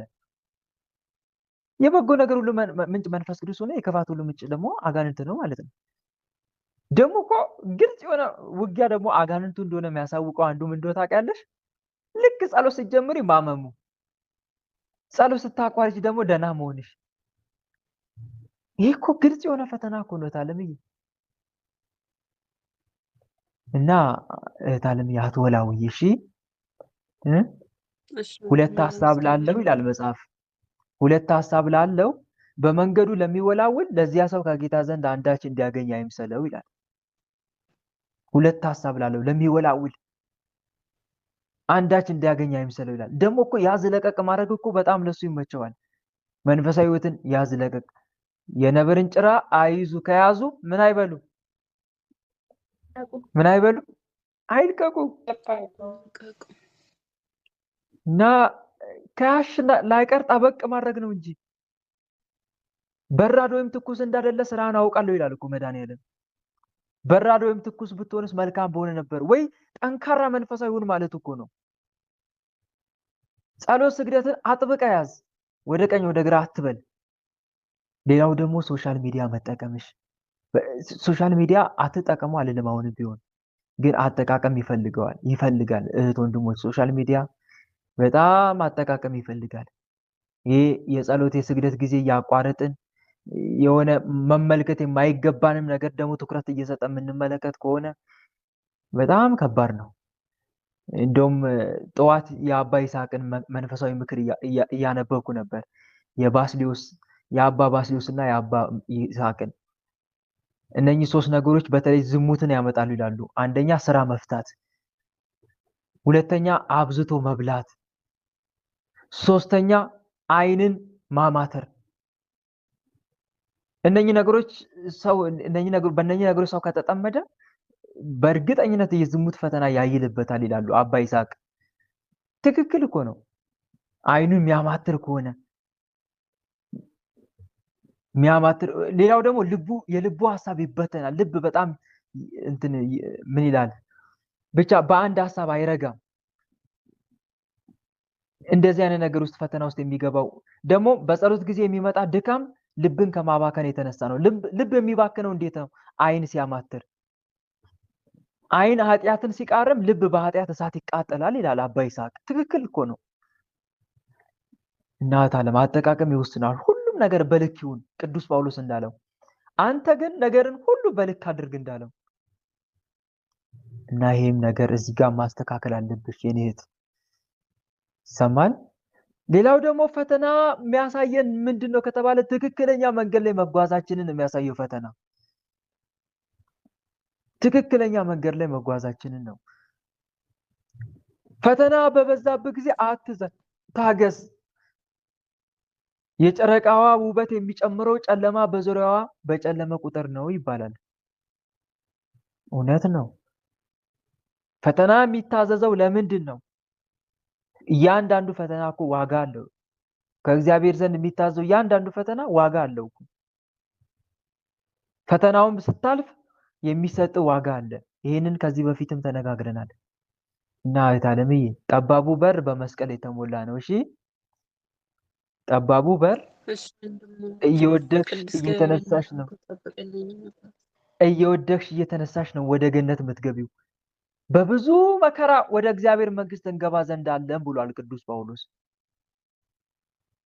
በብዙ መከራ ተፈትነን ነው በጠበበው በር ለመግባት ተጋደሉ አለ መድኃኒዓለም ሉቃስ ወንጌል ላይ። በጠበበው በር ለመግባት ምን በሉ? ተጋደሉ። መጋደል። እስቲ እቺን ተጋደሉ የምትለዋን ቃል እናስባት።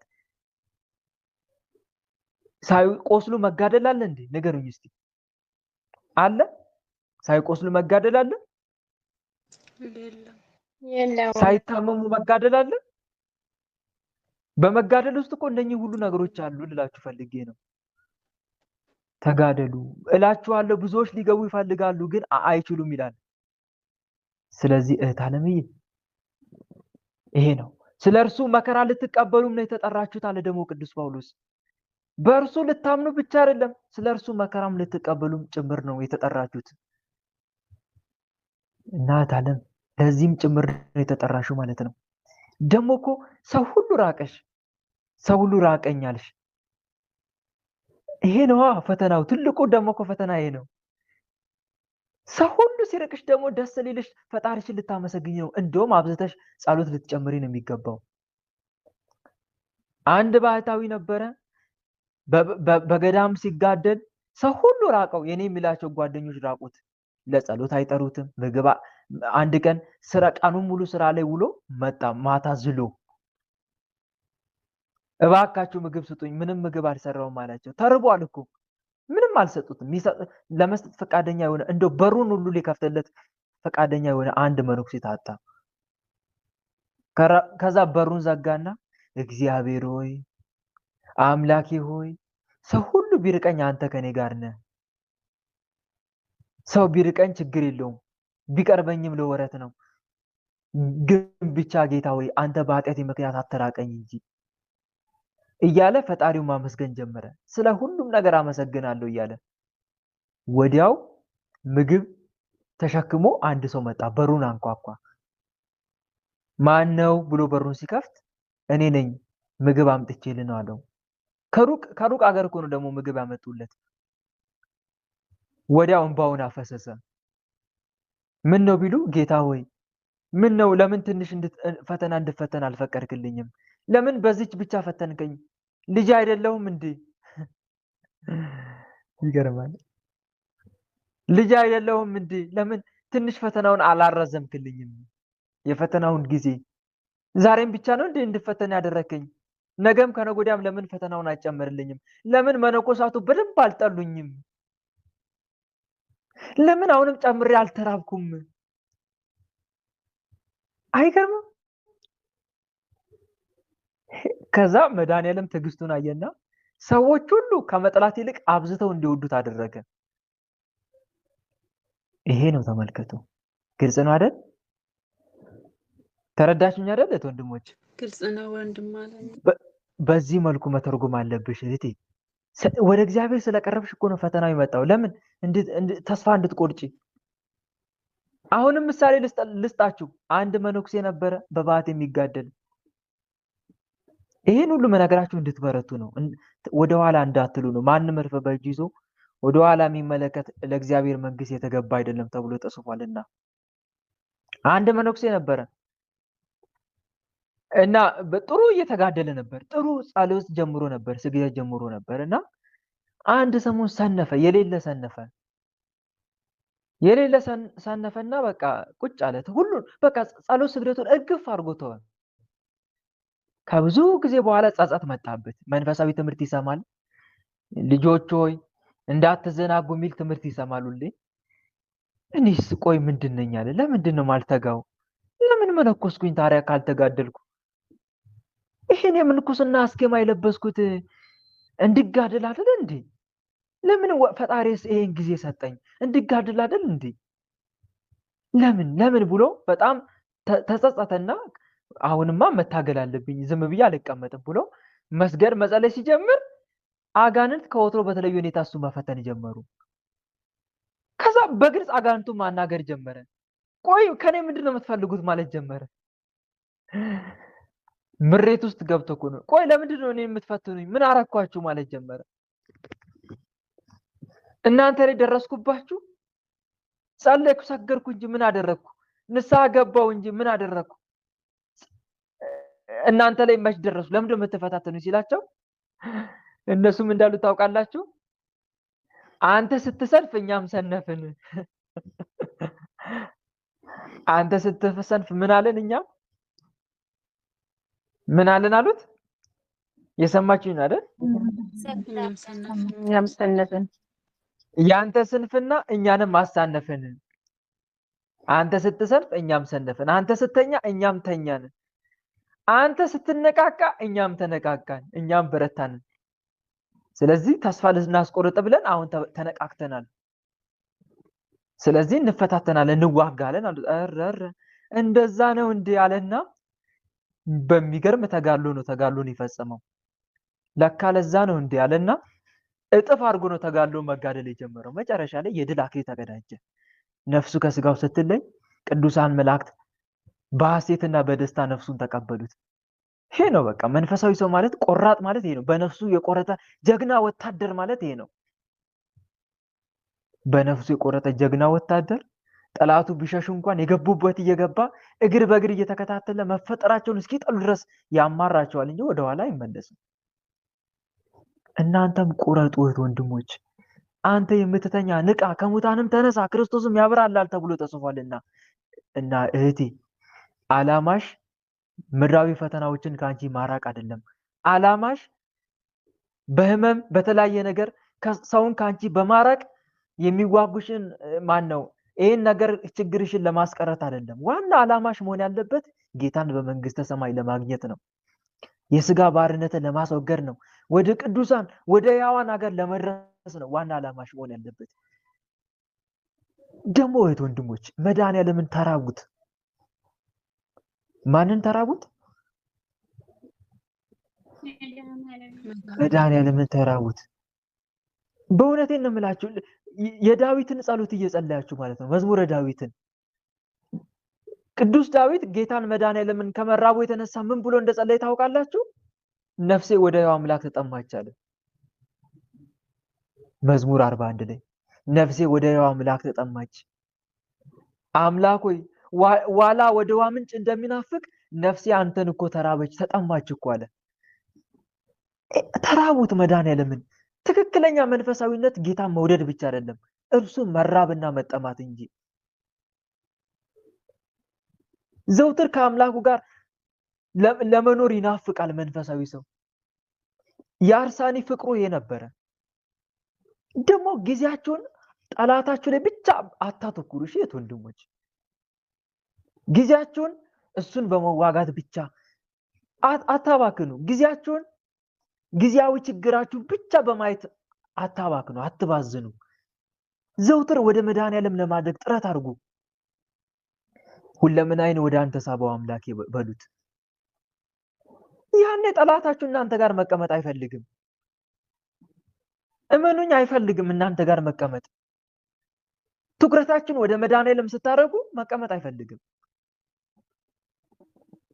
ከእናንተ ወጥቶ መሄድ ነው የሚፈልገው። እና እህት ወንድሞች ፕሊስ ትኩረታችንን ወደ መድኃኒዓለም እናድርግ፣ እርሱን እንራበው። ነፍሴ ወደ ሕያው አምላክ ተጠማች። እኔ ከሁሉም ጸሎት ምን ደስ ያሰኛል ብትሉኝ ወንድሞች፣ እመኑኝ እንደ መዝሙረ ዳዊት የሚያስደስተኝ ጸሎት የለም። እንደ መዝሙረ ዳዊት የሚያስደስተኝ ነፍሴን የሚማርካት ምንም ጸሎት የለም። ምንም ከሁሉም ይለይብኛል መዝሙረ ዳዊት። የአምላክን ፍቅር በልብ ላይ የሚስል መዝሙረ ዳዊት። ምን አገባ ስለ መዝሙረ ዳዊት? ባክህ አቋርጥ፣ በቃ ዝም በል። ስለ መዝሙር አንዴ ላትናገር ተቃጠልነኛ። እግዚአብሔር ይገስጻችሁ፣ መድኃኒዓለም ይሰራችሁ።